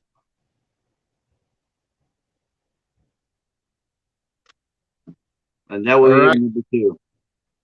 My number 1. Yeah, what's your number 1, Hobbs? It's The Muppets Take Manhattan. No, I'm just kidding. It's Rocky Horror Picture Show. Oh, I thought it was The Muppets. I thought you Hello. I thought you were going to throw a swerve. I love the Rocky Horror Picture Show. That's why we're going to be doing. By the way, guys, for the Spooktacular, we're going to do a Rocky Horror Picture Show dress up and watch along. I hope to see all of you there and dress up with us and watch along with us. That's right. If you want Hobbs for that, I can host up to 10 people. If people actually dress up for the Rocky Horror Picture Show for that, and you got a costume, I will we'll put you on the chat. And actually, Hobbs, I'm going to figure out. I'm watching 2 people do this already. They have managed to chain their streams together. They do the same stream on their own separate channels. I think I know how they do it. And if they do, we could actually have an army up here to watch that. There's a way to get, I think, up to 10 to 15 people on, but not everybody's going to dress up. Like, if you're going to be a character in the movie, you can be on our stream, but you got to dress up because that's going to be awesome, dude. Because I can see, yeah. Would Slumber Party Massacre Part 2 count as a musical? I don't know. I would count it as a musical, yeah. Yeah. Okay. Jennifer, would Ghostbusters be a musical? Because there's music in it. No. No. What was your number 1, Jennifer?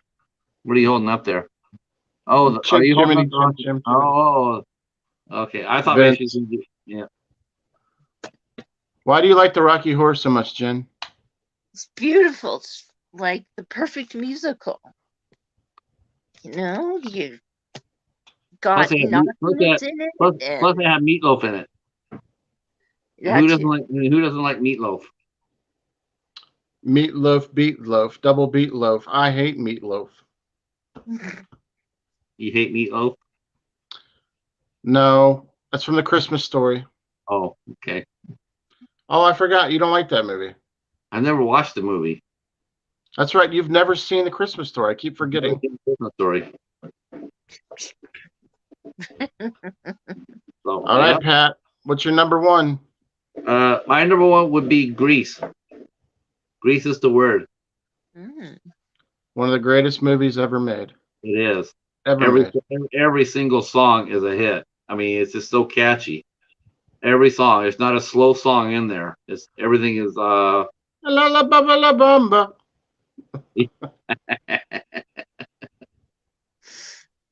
Hey, baby. Yeah. You had a great list again, Jennifer. I'm gonna have to tip my hat to you on your list. She's 2-0 with her list. Yes, I think so. I'm gonna say that. Yep, I'm gonna go with that too. I thought her first list was absolutely just destroyed everybody, destroyed you and me for that one.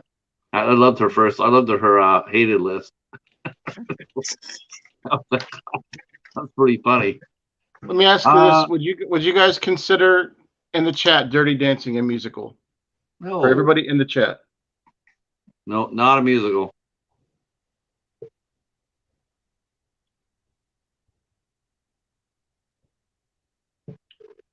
Hey, we didn't get a thumbs down this week. No, how can anybody step in the right direction?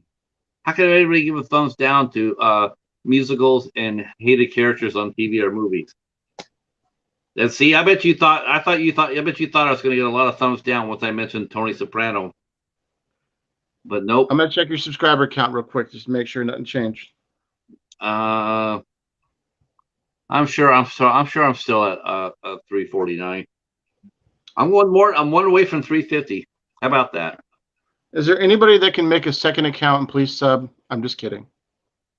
Jared says no. Does not consider Dirty Dancing a musical. Neither do I. I do want to say, I have to say one thing though. I want to give honorable mention to the musical episode of Scrubs. That was awesome. It should be noted. Is that when you're sitting in your best friend's ride trying to holler at somebody? Let's see. Way over the cheetah's head. Way Jen, over. Jen, you look very pretty in your pigtails. Thank you. So yeah, I like this. I like this a lot. What do you guys want to do for let's close out in the middle of the ocean here. I have one more week. I have next week to host. I am open to suggestions from the chat and from my co-host. What would you guys like to do? Would you like to see another list episode, or would you like to see something more specific?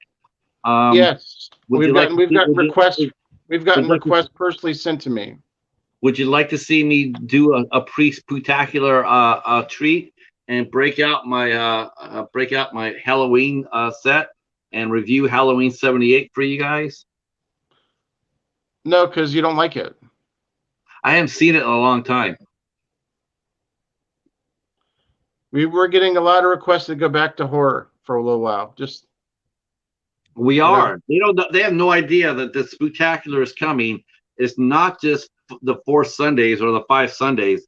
It's the whole damn month. All of us are going to be putting out nothing but horror content next month.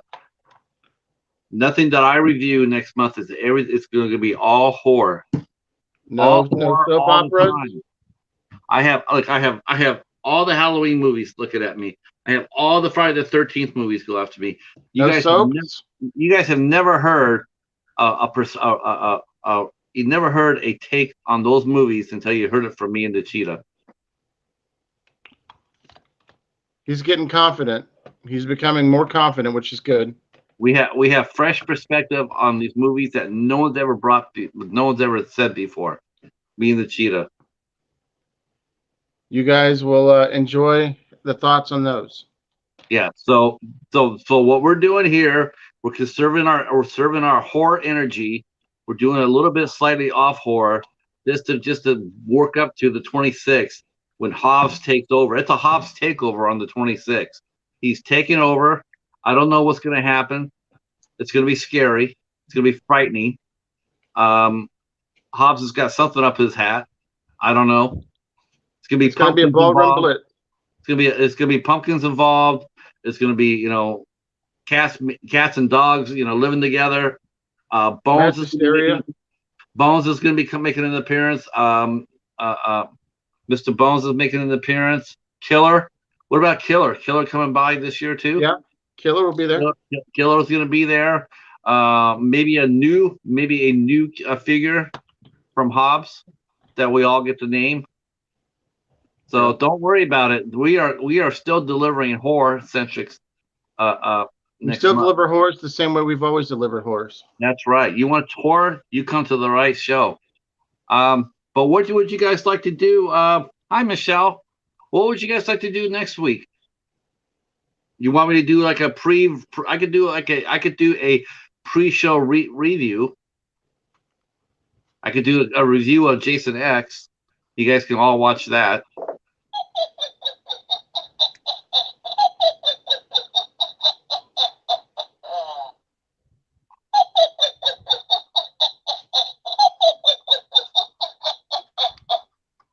Okay. Whoever sent you that must know you well. Yeah. Must have been his friend Sarah Jessica Parker. So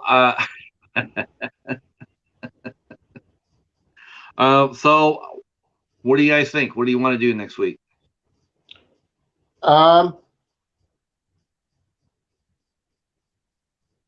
What's up, Makeup? Everybody go connect with everybody in the chat. Connect the dots, connect to people you don't know, get to know each other, become pals, friends. Let's see. Yeah, bring it on. Well, yeah, that would be fun. I don't know what we're gonna do. I'm gonna come up with something fun. So the 27th show, the last show of September and Sunday, we're gonna do a pregame for the Spooktacular for October. You know what? I'm thinking about this, and I can't believe I'm actually gonna say this, and we'll probably do this after the Spooktacular. But by God, I think we should do an A24 week here on the midnight hour. We should do an A24. We should do an A24 show. What's that? It's a film company. They released Hereditary and a Midsommar and a bunch of other ones. The Green Dragon. Just a ton of really fun movies. I mean, ladies and gentlemen, the horror man of Joe is in the chat. Hi, Joe. Hey, Joe. Hey, Joe. Hey, how'd those Patriots do today? No, don't. What? You're not supposed to. Oh, well, he's recording?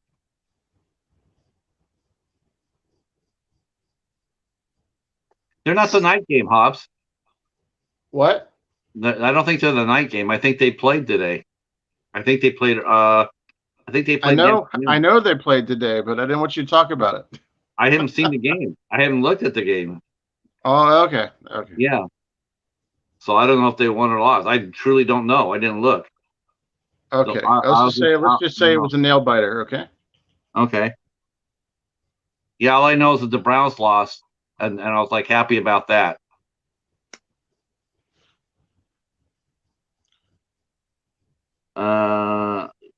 Yeah.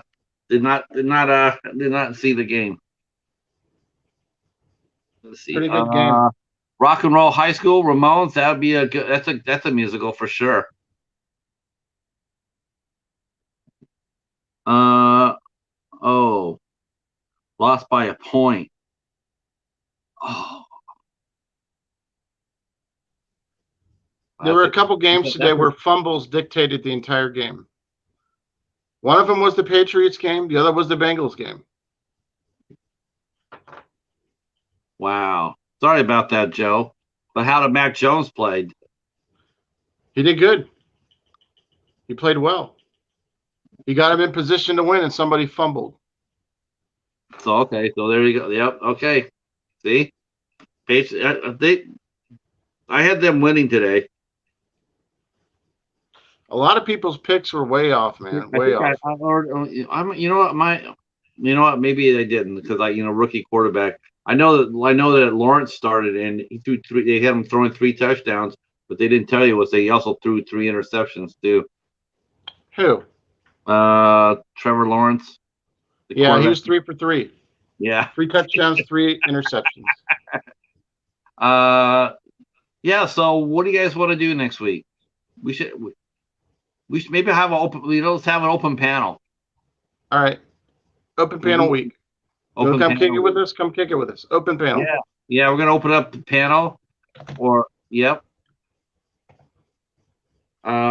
We could do? We could do some non-horror trivia. We could do that to whet everybody's appetite for the spectacular trivia night. So just so everybody's aware, I will have a separate contest for one of the prizes, and then that will be for 2 of the prizes. Actually, yeah, there'll be 2 prizes for a video contest, and then one prize will be for the trivia. That'll be the 3 prizes this year. And no, they're not going to be the hills have trees. For the trick or treat aspect of it, last year Hobbs gave away some really great prizes, and then he also threw in a trick into the mix. This was a movie that you wouldn't expect to get. Like you got like 20 horror movies, and then you got a family movie.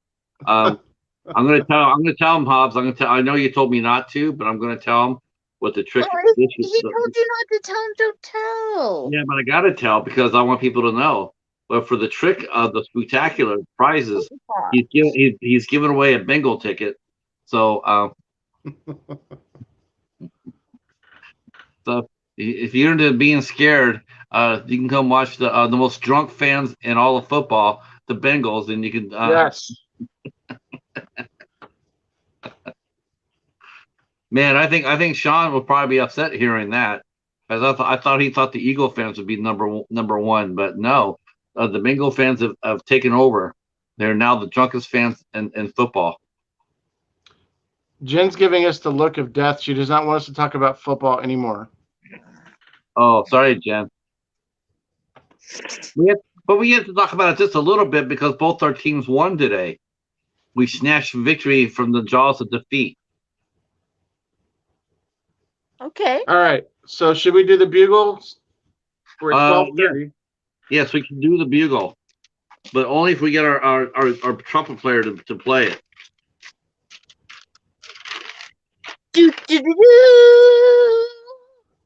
Was that the sound check, or was that the real? That was the real one. Can you do better? No, hell no. That's why you're doing it. So obviously we've been talking about this all freaking night, but the big news is the Spectacular is coming. It's coming on September 26th. Oh. Hobbs will let us know with some of the other treats that he's got planned on. We will be doing horse reviews, commentaries, watch parties, anything we could think of for the Spectacular. We're doing it behind our ringleader Hobbs. So the September 26th is the day you really want to be here, and for the kickoff. Okay, for the Community Bugle, the big news is that sheWIND, she had her, they had their 100 subscriber question and answer video, and what you did is you just asked a question about them, and they answered it, and it was very, very cute, very, very charming, and their videos are very labor intensive. It takes them anywhere between 2 to 3 weeks to do a video. That's a lot of work. Definitely. Yeah, but well worth it because their channel is. It really is just a matter of time. I mean, honestly, I suspect it to be happening any minute. That channel is going to go viral. They're going to go from 100 subscribers to 1,000 in a heartbeat. They've even done animated shorts of me and the cheetah. They did. We're waiting on one. We're going to have one done for Jen if she wants. Yeah. They're going to probably have another question and answer. They said, because 200 subscribers. I'm thinking, you know what? By the time they get to 200, they're going to be way past 200. So I was wondering what they would do. I wonder if they would do a parody of The Great Pumpkin and have all of us as being characters. Do like a little 10-minute The Great Pumpkin show. Just don't make me Lucy. Just don't make me Lucy. Lucy. Yeah, but you'd be a good Lucy. I'm not an evil bitch like her. Well, he's misunderstood. I mean, she's definitely she's a rough character. Hobbs, you'd be a perfect Schroeder. Then you can. Oh, never mind. That's the wrong person. That's not Lucy. Hobbs would be a perfect Schroeder. Let me lean on your piano, Hobbs. Yeah. Schroeder. Yeah. just think, she wouldn't have to worry about the throwing the panties. They'd be right there. She's like, turn around. I'm talking about Peanuts gangs. They're not old enough to have undies. Wait. Oh, this will be a slightly older version. I think the Cheetah would be a perfect Snoopy. Congratulations, the Cheetah just hit 350. Oh, thank you, whoever did that. Thank you so much. That would be, you know what? Honestly, I think you should ask them that. Seriously, Hobbs. I think they. Could you do a parody of the Great Pumpkin? You know what? I suggested them doing Starship Troopers, and they're going to do Starship Troopers. So that channel's going to blow up. I mean, seriously, that's some serious, talented, great idea, great content. sheWIND. It's just amazing channel, and they're really nice people. And Ricky asked them from old AF's reviewers if they would show their faces, but both their jobs would be, they'd be putting themselves at risk, so they don't do that.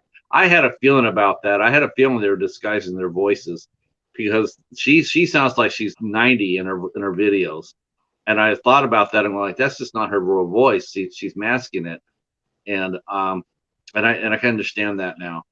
I mean, in this day and age, you got to protect yourselves, right? Let's see. Okay, my good friend Mary Catherine loves cats. Hit 1,000. Yeah, I talked about that channel once before. I'm going to talk about it again, because she's a really nice lady, and I love her. I love her channel so much. Her channel's so sweet. It's like animals does she like? It's like Brandy's and Rachel's, Josh. Her channel, but okay. but it's skewed slightly older. But her channel's just like that. It's very much like that. I got a little Cheetah thing to say to you real quick. You've got to watch Rachel's last couple videos, dude. She's done some Halloween unboxings for her cats. Oh, sweet! I know she did a box. It's a Chewy box. It's a Chewy box that comes, and it's a treat for the cat. And it's like it's awesome. I found ghosts in one of her videos, legitimate ghosts in one of her videos. You guys don't even know how much animals add to if you put an animal in your video, your views are going to go up. I mean, they really are. I mean, I wish I could figure out some way for the Cheetah to come out and hang out with me while I'm doing this.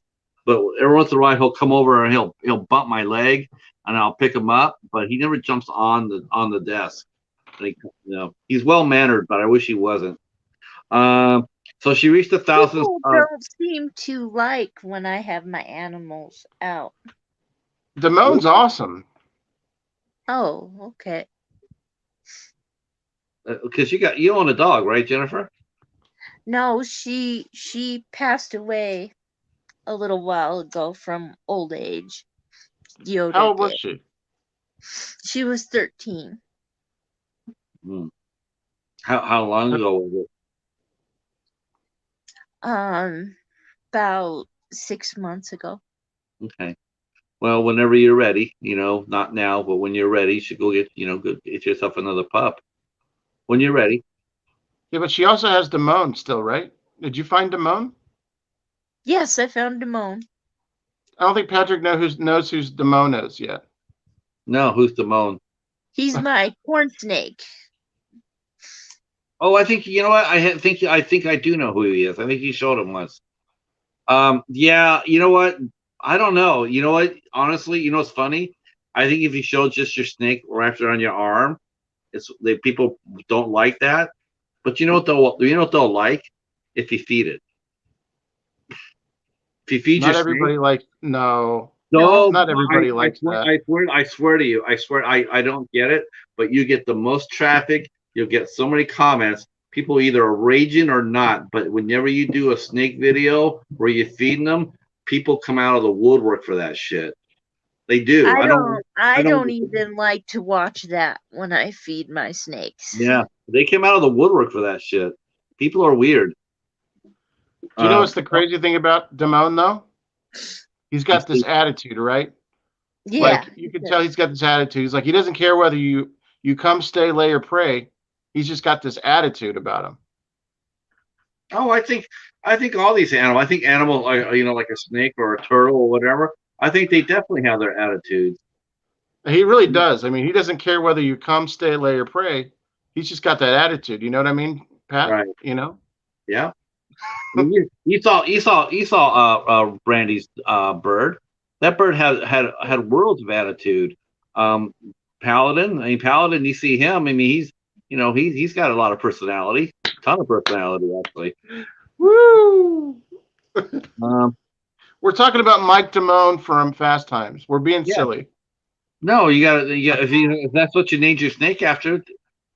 Is that who you named your snake after? Damone, right? From Fast. Yeah, I know who he was. Yeah. And my other snake is named Rickles. I named him Rickles after Don Rickles, but he is. Don't you have a bird? Don't you have a bird eating tarantula too, or something? I have hissing cockroaches and a leopard gecko. Damn. Yeah, the Madagascar roaches. Yeah. Yeah. Yeah. Wow. Let's see. The Spices have a new contest that's up and running. February, it's the shortest month. They're running. It's going to be offering a new movie. They're offering a cool new movie and a new hot sauce. So I'm hopefully Hobbs will come back there and take that. Thanks for coming out, Sean. Vincent, what's the movie you guys are offering this Sean. I'm not sure which movie. Vincent will put the movie. We'll put the movie that they're gonna be giving away. Let's see, and of course, now that he left, Sean BluDigital, our friend here, he had his 700th drawing for digital codes. Top 3 winners will win a code, and so the first one he did, and Luke Top Secret. That's a cool name, Luke Top Secret. So he won the first round of the contest, and then Sean's doing a part 2 of this for the 700 drawing. He's actually at 711 subs now, so congratulations to you, Sean. And that's going to be going on right now. Let's see. Q's Reviews premiered their 2nd season of The Viewer's Choice. And he is offering 6 movies for us to pick from. I think 6 or 7. And you pick a movie, and at the end of the time, he'll, whatever movie wins the vote, he will watch and review. So congratulations on that, Q. I hope that means that his all that construction by his house is gone. Ricky and Pablo, I mentioned these guys earlier. Ricky and Pablo from Old AF Reviewers. They have a new video dropping down on Tuesday. They're reviewing Pet Cemetery, the new one and the remake, and they're also they're doing rodent control. I don't know how that means, but I heard from Ricky that it's really painful, which means it's going to be really funny. So that's going to be on Tuesday. I don't know what time it is, but if you haven't subscribed to the old AF Reviewers, you should do so. Really fun channel. Those guys are really fun too. They are. I love that guy. Those guys are hilarious, and they're not afraid of anything. Sean Patrick Erschen from the R corner. Well, I guess it's his turn to it's his welcoming back the Dark Fate. I want to say he did that last year too, the Dark Fate. Well, he's bringing the Dark Fate back, and I think actually I want to bring the Dark Fate onto a show when he's because he's in costume. So I think the Dark Fate should make an appearance during the spectacular. We've had Art the Clown on before, so that'll be. We did. That's right. Scared the hell out of me. Speaking of Art the Clown, I saw us posted from a convention that they had a question panel, and that the new movie is going to be being released in February, and that it's going to be over 2 hours long. The new one. Damn, Yep. that's crazy. Yep. So that's Sean. That's Sean from the Horror Corner. The Dark Fate's coming, and I don't know what he's got plans. I know that he's supposed to be taking over all the airways. So I don't know. That might cancel the Spooktacular if the Dark Fate takes over the airways. We'll see what happens. 8 Questions With will be seeing our own Chadrick Whitmire. You know Chadrick. He comes in here and supports everybody. So I'm going to be talking to him on Tuesday about his new movie. He just put out his new movie out. Yeah, he just released this new his short film. So we'll be talking to him about his career and where he wants to go. I think it'd be interesting to talk to him. So we're going to talk to Chadrick on Tuesday, and then we're going to talk to director Ashleen Clark on Wednesday at 12 noon. She directed The Devil's Doorway and Childers and Eye Exam. And then we'll be talking to Hillary Kerwin next Thursday, and she's the star of a great short film called Unicorns. Let's see. Casey reviewed the Lake Michigan Monster. I had never even heard of that movie, and I live by Lake Michigan, and I have no idea what it was. But it reminded me a little bit from what he showed us. It reminded me a little bit of Werner Herzog's incident at Loch Ness. Probably not with a budget or whatnot, but incident at Loch Ness was a lot of fun, a tremendous hoot. He filmed it in black and white. There's a sea creature involved in it. Looks okay. Looks interesting. He said that the monster should have been around a little bit longer, but it still looks like a lot of fun. Let's see. I want to give a shout out to Marty from the Trash Picture Show, because he was giving shout outs to other people in the community. So you know what? You got to support that. So Marty's a really great guy. Vince is saying that the movie that they'll be giving away for the contest is Antebellum, which is an excellent movie. That's a good movie to give away. I'll have to, if I'm allowed to, I'd like to enter the contest. Let's see. Shout out to Marty, like I said, from Trash Picture Show. He's giving props to 4 channels that need a little help. Marty's really underrated in the community. He really does support a lot of people. And so I'm going to put all these people I've mentioned in the Community Bugle. I'm going to put their information down in the description box by tomorrow, so you guys go visit them. Let's see. Okay. Oh, Rusting Willpower has been cited. There's been some sightings from Rusting Willpower. I don't know really what's all going on with Shannon. I know that some of her videos have been really cryptic, whatnot. But I just want to, she watches this, she sees this, that you're missed. We really do care for you. We hope that you don't go away. We do like enjoying your content. We don't expect anything from you. Just be yourself. No one's asking you to do anything for anybody.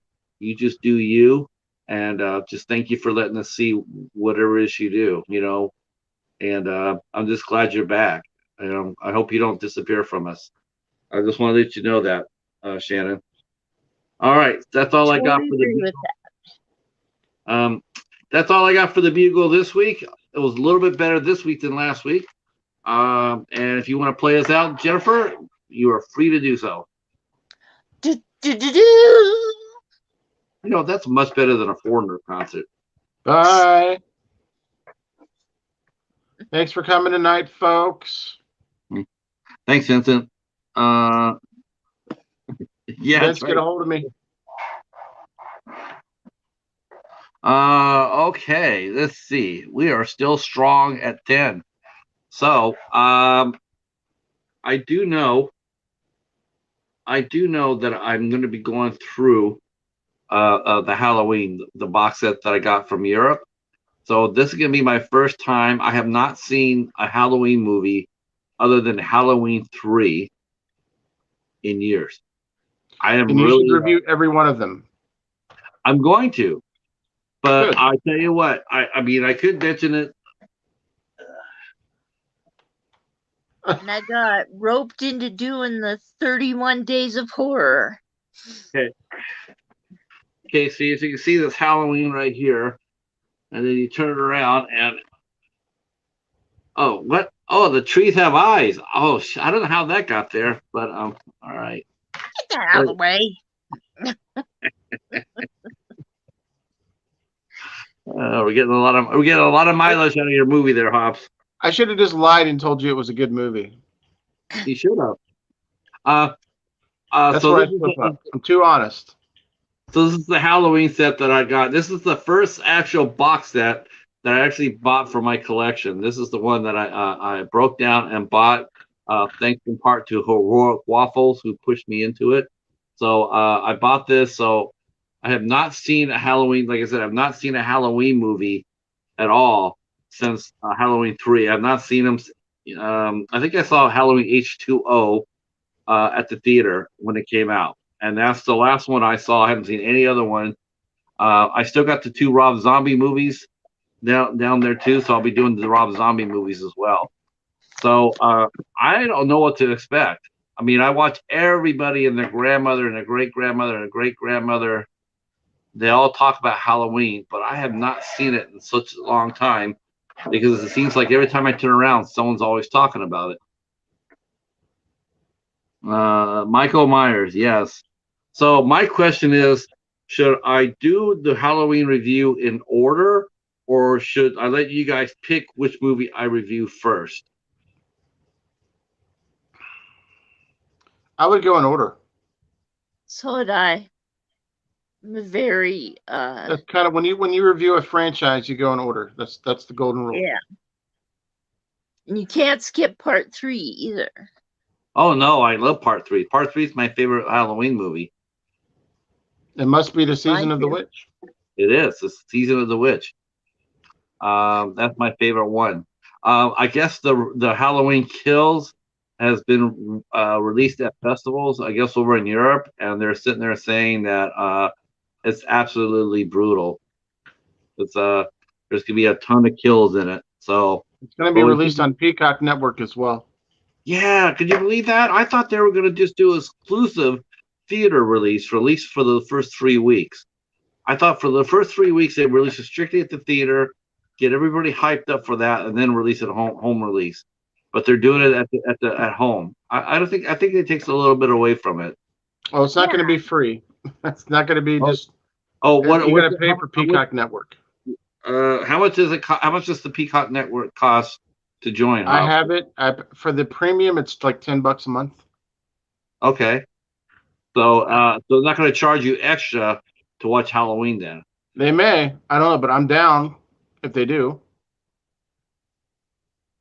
So yeah, that'll be interesting. What do you think? I mean, what do you think? I'm going to ask this in the chat too, but what do you think? Do you think certain movies? I mean, I know, in the perfect world, they all get released in the theater, but it seems like more and more, like some studios want to do that combo of theater and home. What do you think if they stop doing the streaming at home, would it encourage people to go back to the theater? I don't think it matters either way because the places they're going to get paid anyway. The distribution companies are going to get paid because everybody has to pay to watch it. They're not free. You still got to pay what you got to pay at the theater. I think it's going to be pick your poison. Do you want to go to the theater or do you want to watch it at home? Yeah, I mean, there's so much. I'll be honest with you. I mean, I might do this tomorrow. I got if I get up early enough, I have good sleep. I still want to see Shang-Chi at the theater. I'm thinking about doing that. I have not been to the theater on almost 2 years. I have not been. Do it. Film it. Huh? Film it all. Oh, yeah. I don't think you're gonna let me film Shang-Chi. I think I'll get my ass blacklisted from that. But I mean, I'm thinking about going to the theater, but I don't want to go there and be assigned a seat. I want to be able to go there and sit whatever the hell I want to sit. And I just have such a hard time with that assigned seating bullshit. It just takes it away. It takes it away from the movie going experience. We don't have that assigned seating. I've never heard of that. Oh yeah, it's we have it here. Because what they've done with the theaters, what they've done with the theaters is they made the rooms much smaller. Before you walk in there, be like 150 seats. Well, what they've done is they cut those seats into like to 70, and so you can have much more premium seating. Now the seats are big and roomy and everything else. And some places you can even order snacks on your phone. I'm going to order a bag of popcorn and a soda, and they'll deliver it to you at your seat. I love going to drive-ins. Drive-ins are fun. Drive-ins are the shit. Drive-ins are great. And especially if you have like a big van, man, you could take in like 30 of your friends in. You just put a heavy ass curtain behind the driver's seat. You drive in there and go like, yeah, $10. Here you go, and then you just got all your friends in. My God. I actually went in back in the day. Me and my friends, we snuck in through the trunk.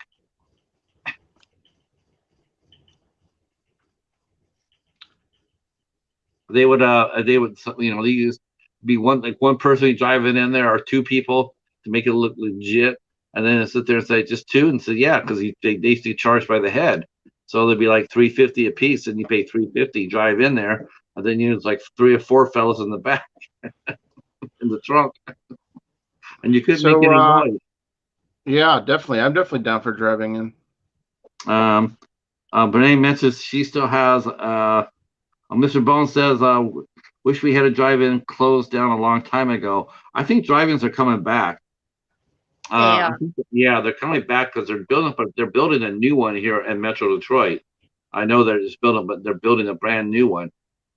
I think it's I think because of the COVID, they're going to be coming back. I think what's really cool about the theaters, a lot of the theaters, because they haven't really come out with a lot of movies now. If you still go back and see some of the retro movies on the weekends, like if you want to watch E.T. or Christmas Story or something like that, they're still playing those at the theater. All right, guys, I gotta run soon. I gotta work tomorrow. I gotta get some Z's. Okay. We'll carry. Do you guys want to stay on and I'll head out, or? Yeah, if you want, you can just listen there. You want to hang out with me for a little bit, Jennifer? Sure. Bye, everybody in the chat. Thanks for coming. See you next time. I gotta go to bed. All right, go Bengals. Sleep, Hobbs. Sleep, Hobbs. Mr. Spectacular himself. I can't wait. I keep on trying to get him to tell me what he's going to do. I want to know I want to know what the questions he's going to ask and everything. Yeah. Oh, thank you, Brene. Thank you for coming out. We're going to stay here for a little bit.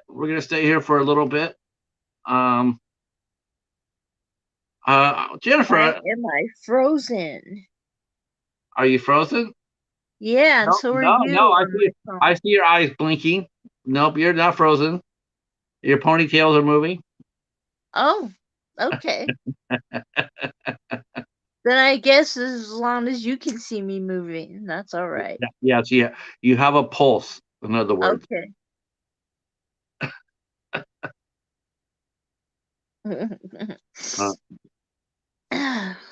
Yeah. So, how was the show yesterday? We didn't really get. Good. Yeah. Now I don't. Good. I don't think. I think Lou isn't Lou. I think Lou Grant passed away a long time ago. Yeah, he did. But yeah. they had the guy that was the original creator of Foreigner come on stage and play the guitar with the band at the end. My wife used to email Lou Graham. They used to email each other back and forth because they both had pituitary tumors. They were both part of a group called the Pituitary Network, and so they would actually email each other. Yeah, he was a really nice person. She said she was always very respectful, and and they would talk about their, the pituitary tumors are nasty beasts. They're nasty. Yeah. It indirectly led to my wife's death, because of the diagnosis was so damn hard to get. And what happened was that by the time she got diagnosed, she had been to a whole, you always hear about people who are trying to find a cure or a diagnosis, and they say they go to like 20 different doctors before someone finds out the answer. Well, that's what happened with Lori. She went to like 20 different doctors, and they gave her 20 different scenarios, and no one was, no one ever, no one ever got it. And during she's looking for a treatment. A lot of them would say a lot of derogatory terms. They blame her weight, they blame her eating habits, they blame they said that she was not lazy. She was very hardworking, and she didn't eat that much. It was a pituitary tumor. It caused her depression and all that.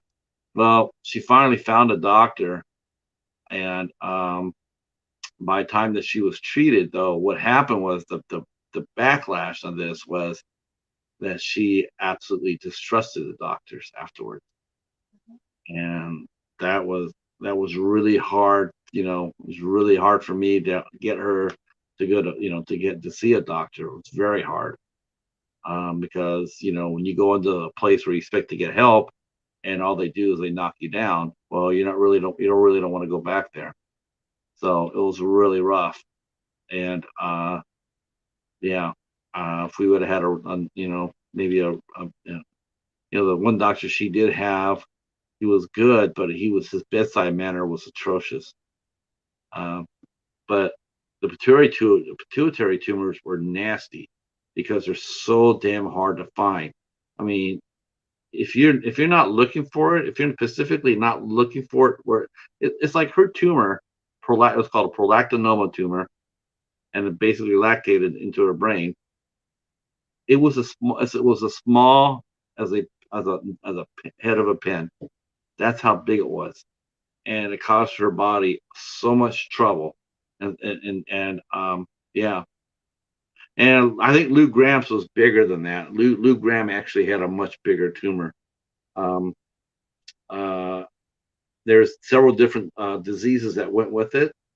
Actually, like one of them was Andre the Giant. He had a pituitary tumor. That's the reason why he was so big. It was unchecked growth. Um, there's a disease called Cushing's disease. I'm not sure. That actually might have been what got Lou. Then you have Cro-Magnon. Yeah. My mom just got diagnosed with that Cushing's disease and lupus. Wow. How old's your mother? She's 63. Wow, she's young. Yeah, she is. And she got both. Yeah, she does. Yeah. And I understand about the tumors. When I was a teenager, I got an 8-pound tumor on my left ovary. And I went from doctor to doctor, and they kept saying, "You're constipated. You're pregnant." Yeah. And I was like white and not being able to eat or drink anything. And finally I went to the female doctor, and he tried to go in and found the tumor. 8 pounds. Yeah. Yeah. Let's see. I want to make sure. Oh, it says he's still with us. Okay. Lou Graham's still with us, but I know he's sick. Yeah. Let's see. Let's see. His personal life. I know that. I don't know if they'll cover that in here. Yeah. Yeah, so in 1997, Graham was diagnosed with a type of brain tumor called a cranial. It says, although the tumor was benign, the resulting surgery damaged his pituitary gland. In addition, his recovery the recovery program caused Graham to gain weight and likewise affected his stamina and voice. Yeah, so that's what happened. Um, yeah, so that's what they emailed. I knew he knew it forced him to. I knew it forced him not to be able to play with the original Foreigner for a while. I know that forced him off the road. So yeah, tough thing to do. I mean, an 8-pound tumor though. I mean, I can imagine how hard that would be to carry around. I mean, and you're right. It's frustrating as hell when you get diagnosed and no one's listening to it. You know you're Yeah. asking for a diagnosis and no one can give you one. Uh, I didn't do anything weird, did I, while I was on? no, not at all. When I left No, the couch. no. Are you okay? We were Oh, just wondering if you got a little emotional, and then we understood. no, I had a seizure. Oh, okay. Yeah, you got really quiet. We just thought maybe, we just thought maybe it was because of the topic we were at. No, you're fine. You okay? Okay. Yeah, I'm fine. If you want to give us a little, message beforehand, like, maybe like touch your nose or something like that, let us know that something's going on. So, yeah, we'll just keep it, we'll just keep it going with, while you go ahead and take care of business. And if you need to sign off or anything like that, you just let us know that too. Um, Okay. yeah, there's no problem. So I guess Casey is going to be doing a massive spectacular himself. He's doing those, 31 days of Halloween. I can't do that. I could watch it, but I couldn't watch it and review it. That's something I probably couldn't do. I don't know. It's just like, man, that's a lot of watching. Watching is not a problem. It's turning around and have to write about it or talk about it. Yeah. Um, but I know Casey's going to be. He's got a big old list of movies, and one of them is one I suggested, so I get to watch it with him. So we're gonna watch A Dark Song. Oh, cool. I've Yeah, never I can't seen that. wait. And then I'm not sure if Joe's still here with us or last night. Hmm. Did you ever see that movie? Which one? Did you ever see I Spit on Your Grave? Oh, God, yes. Uh, I was shown that when I was 7 years old to show me how evil men are by my oh, aunt okay. and my mother. Did you learn that lesson? Because that lesson still applies. I would have to sit there. I would have to sit there and say that's not a bad idea. Um, uh, uh, but I was just thinking about that. Thinking, because I watched that movie when I was 18 years old, and that was like, um, oh, Casey says, not 31 reviews, only 10. But he's gonna watch 31 movies though. Um, Oh, but I watched I was watching Joe when he was doing his review, and I watched that movie I Spit on Your Grave when I was 18 years old, and I was like, oh hell no, because it was absolutely positively brutal. I've only seen it once. I've only seen it. That's all I really need to see. It's one of those movies that once you've seen it once, you don't need to see it again. Um, the replay value is not there. I did have to agree with him. What he said though was true. That Camille Keaton, who's actually related to Buster Keaton, was really pretty in the role. She was.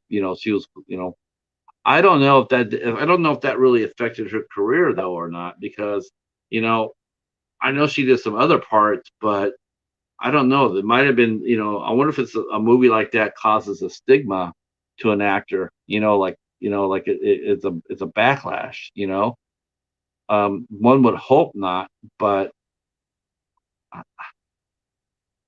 I mean, she definitely was beautiful when she made the film, and it's one of those things where it's like, way you like to you like to ask her some questions, but at the same time you really don't.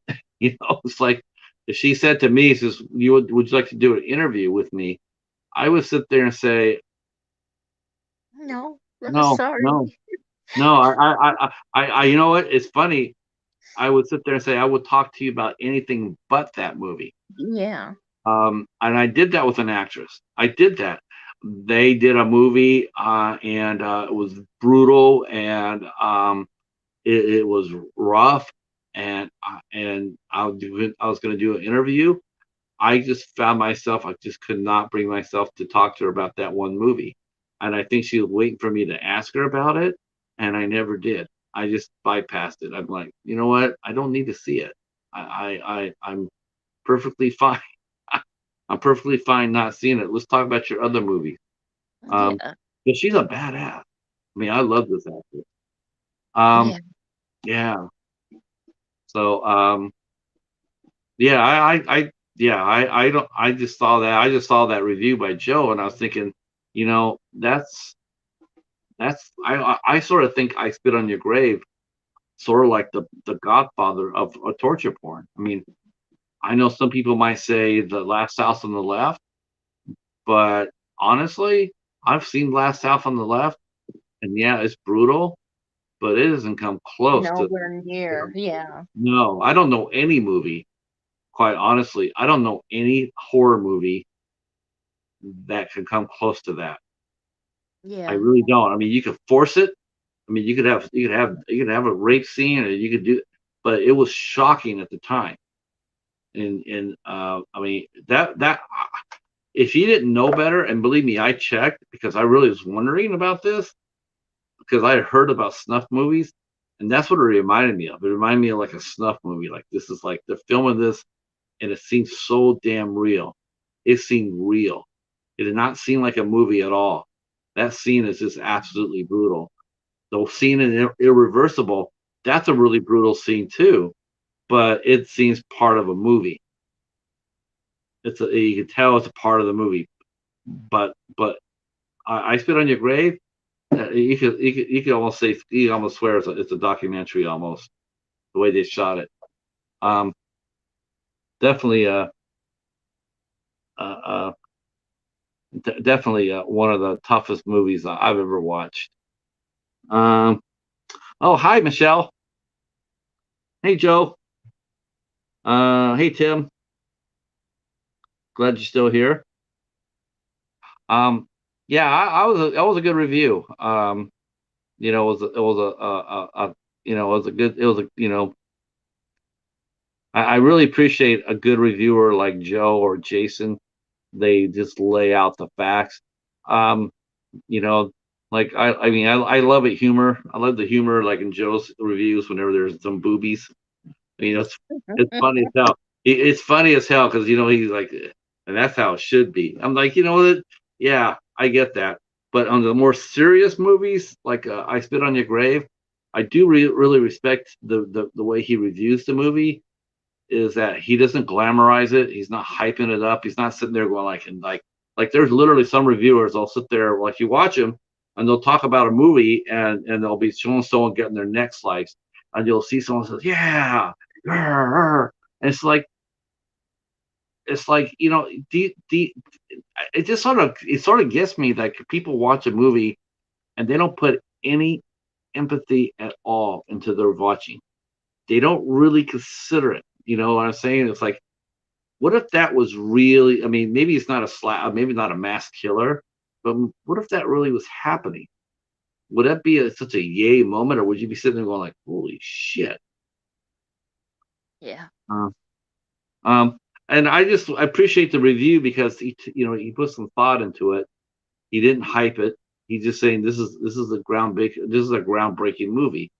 And he sat there and said, he just came out and said, this is honestly, an hour and 40-minute movie, and there's 30 minutes of it during the rape scene. It's like it's a lot of time to spend on something like that. It's you know Was it necessary? I dare say no. I I always say that no. I do. I think that but because it was such a first time for that movie, that yeah, okay, I get that. But everybody needs a template. You need a sounding, you need a starting place, to jump off place. Okay, how far can we go? How far should we go? If you go back to any movie in any genre, there's always going to be that one movie, you know. Hey Ben, Yeah. uh, uh, and the good news, Ben, the Centipede was mentioned earlier today.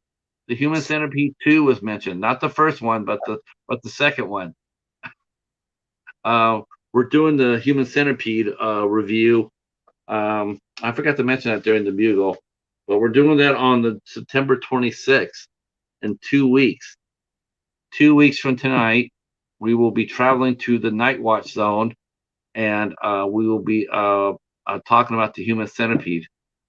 I cannot believe I'm going to be talking about the Human Centipede. But I'm going to do that though, Jennifer. I'm going to do that when after the spectacular is over, because I'm sure after the spectacular is over, Hobbs is going to want a long break. But I think what I'm going to do, and everybody here in the chat will just drop, their jaws are going to drop. But I think we're going to do an A24 night. We're going to talk about we're going to talk. I got a lot of A24 films. I do. I got Midsommar. I got Hereditary. I got Cut Bank. I got The Vanishing of Philip Hall or Sidney Hall. I got that. Yeah, I got a lot more. I'm trying to get a interview with the director of Saint Maud. That's what I'm trying to do. I really want to see that movie. I'm really hoping my library will deliver that. Yeah, I'm hoping. They don't do too many A24s. I haven't seen that many A24s at my library, but I'm really hoping that they get that one. I might ask them this Tuesday. Yes, I got Killing of the Sacred Deer. I have that movie too. Yep. Like I said, I have a lot of A24s. I have a lot more than I've ever led on to, Ben. Yes, I want to see Saint Maud so much. I might check and see if there's a used copy out now. If there's a used copy of that amount, I might go ahead and get it. But I really want to talk to the director of that movie. Yeah. Yeah. So speaking of upcoming, so I managed to get. Well, I got the director of Carousel. You like Carousel? Or no? Yes or no? You Wild Eye? Yeah, you didn't like that one, right? I love it. Oh, okay. Okay. Really? It's my favorite Wild Eye. Oh, okay. Well, you know what, Jennifer? Why don't you should come over and hang out with me on the 30th. 30th? Yeah, because I'm interviewing Steve, so you can come out and hang out with us. I get to interview Thomas Churchill next month. I'm really excited about that. October 13th. He's the one that did oh man, okay. Yeah, I'm trying to get Rose Glass. I'm trying to get her to do an interview. I really love to talk to her, Ben. I am hoping against hope I can do that. I talked to Steven. He's on this way home from the convention. He said that Steve sent him a screener of Carousel 2. I'll see if he'll send us that too. I'll see if he'll send us a screener. Yeah. Steve said it was a lot of fun. I'm glad they're bringing it back. I'm glad I'm glad it sounds like a lot of fun. Of course, the most important part was is bringing Steve Rapinski back as Duke. I mean, that's the only reason why. Yeah, if you don't have him, you don't have a movie. Yeah, that was my biggest concern. It's like, if you don't have him, you don't have a movie, because he was the voice of Duke, and nobody else could do it. Yeah. No. So what do you plan on watching for your? What do you plan on watching this week, or what do you got plans for your channel? Tomorrow, I have the multi-pack mania to do, and I already watched that, and weird. Yeah, the multi-pack. Man, there's multi-packs are a lot of fun. I mean, I'll get that. I mean, there definitely are because you got some weird shit movies on them. It's like it's like the ones I liked were the ones that the 8 Films to Die For. I really love that series. The 8 Films to Die For. There was that one, and there I want to say there was like 2 other ones out there that were similar vein. That I got. That's actually one thing I actually have. Actually, I actually have categorized is multimania or multi-packs, but a lot of mine are they're a little bit they're not really horror centric. I'm doing this one. This pack. The Undead Rising. That's his cool thing. Wow. How much did you pay for that? $4.50? $4.99. Wow. Is that VHS? No, it's a 3 DVD. Wow. Just yeah. Well, all right. So that's the theme. I did the random number generator, and man. Man, look at that. All right, yeah, the multi-packs are a lot of fun. I've been watching everybody's multi-pack mania. I just like saying it. I like saying it, multi-pack mania. Yeah, I like saying that too when I'm making the video. In theory, you could, if you had like 150-pack or 100-pack, you could get away with doing that one, just that one box. Because you have so many movies that whatever the only thing would happen if your number generator happened to hit the same movie twice.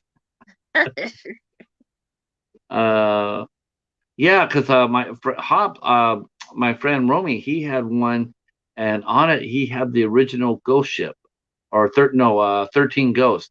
I realized that, and I'm like, wow, I don't think that's the remake. I think that's the original one. I've never watched that, so I might do that. Yeah, this one has Night of the Living Dead on it. Yeah, I'll see all those public domain movies. Anybody that can make a movie like that, they can get the Dawn of the Night of the Living Dead. They can get it for nothing, and they can throw it they can throw it out there. It's public domain. No one owns it. Yeah. But the other 2 I had never seen before, and now I have seen number 3, and wow. It's pretty spooky, or just pretty bad. Or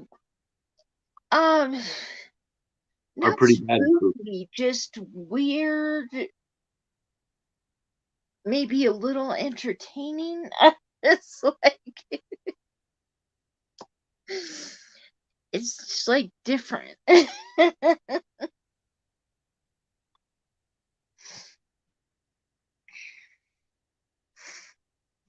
Because it's a different kind of zombie in this one. Well, from what I understand, this movie here that I got from Hobbs, the trees have eyes. According to this movie here, there's zombies in this too. Oh, cool. Yeah, can't wait to see it.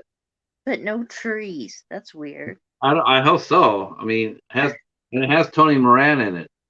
Yeah. I think I probably drove Hobbs crazy by talking about his movie all night long. I was enjoying it. I was like, hey, I didn't expect him to send me anything. He says, I'm sending you something. So I had no idea, I had no idea. And all of a sudden it's like, wow, okay, all right. Well, he knows me. I don't turn anything away. I'll watch it at least once.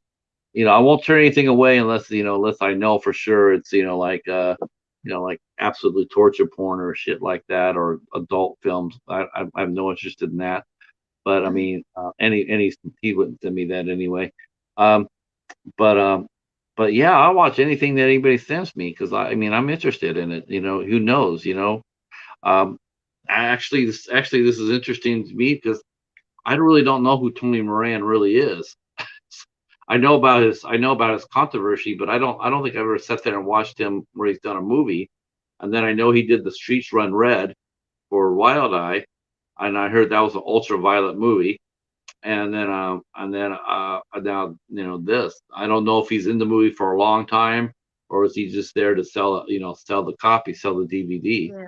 You know how that goes. They get a horror name and then they'll put them on there for 5 minutes and kick them out and sell the CD off of them. So like they did with the recent Candyman. yeah. I haven't seen that yet either. I've heard mixed reviews from it. I heard they changed the story of the backstory, and they made it more like a social justice thing. And it's like, I don't know how you could. I don't think you can change his backstory. If you watch the first movie, if you say his name 5 times, he's coming out and he's killing somebody, right? And it's like, okay, uh, it's not like he's coming out there and killing the local drug dealer. If he was coming out, if he said his name and he came out there and he wiped out an enemy of yours or he wiped out a bad guy, that's one thing if you establish it in the first movie, but he didn't. He established that he was an evil, he was a murderer and he'd kill people. He'd come out with and I think coming back and trying to change his backstory, I don't know. It made me really. I double checked myself before I was gonna go see it. I was gonna actually go see it at the theater too, but I sort of changed my mind when I heard about the backstory. Not that I don't think the movie's not going to be any good. I think it will be good, but I don't think it's going to be theater good. Um, and I went I'm to the drive-in. yeah, and you know what? I'm not sure how long Tony Todd was in the movie. I hope he's in there more than 5 minutes. I mean, if he's not in there more than 5 minutes, I'd be pissed off. Less. If phone's about to die, yeah. Thanks for coming out, Casey. Hi, Casey. Well, we still got 6 here. We've been here for 3:15. Now we got 5. Okay, that might be Casey leaving. Let me just ask the chat. If you guys still want us to go on, let us know. We'll be more than happy to keep going. At least I will for a little bit.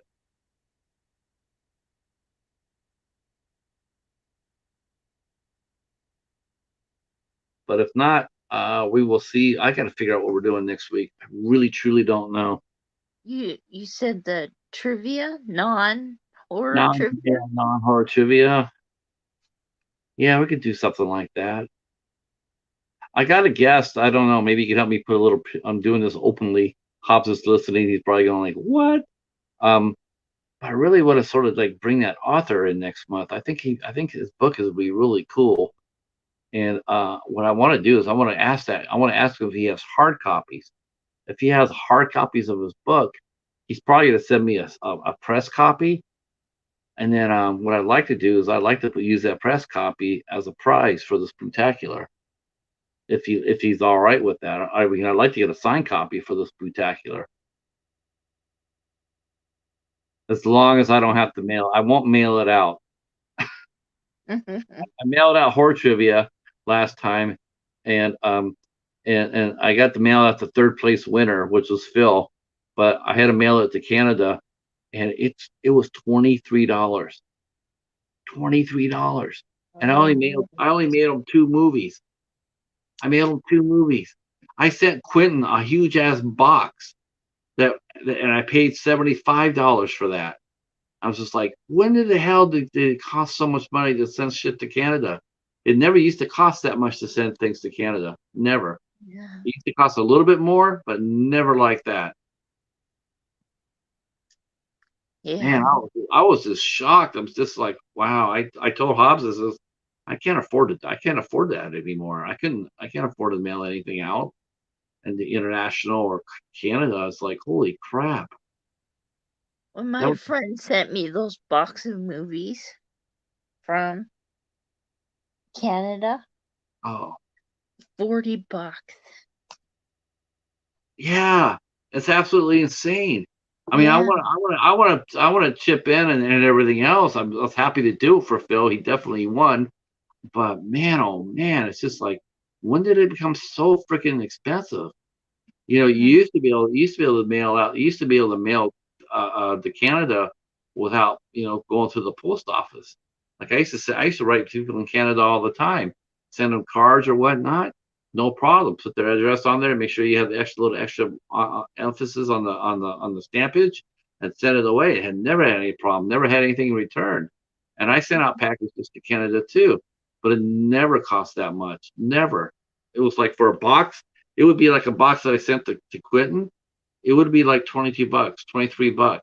But I sent Quentin like a ton of shit, and it was worth it. But now it's $75. It's just like, man, because I was hoping to send him another box.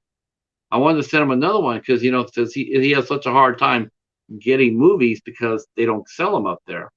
And so I was planning on just going up there and sending out the box. I thought this box, honestly, I thought the first box I sent him, I thought it might be about $30. That's what I planned on, $30. And then he said 75, and I'm like, oh my God! But I already made a commitment. I mean, I already told Quentin I was doing it, so I did. I didn't have the money to do it, but I did it anyway. Plus, it was worth it when to see him open the box. I can understand why people send people stuff. It's fun to watch their faces. It's when or hear it in their voices. Someone sent a birthday present or whatnot. It's always fun to listen to or watch them open it.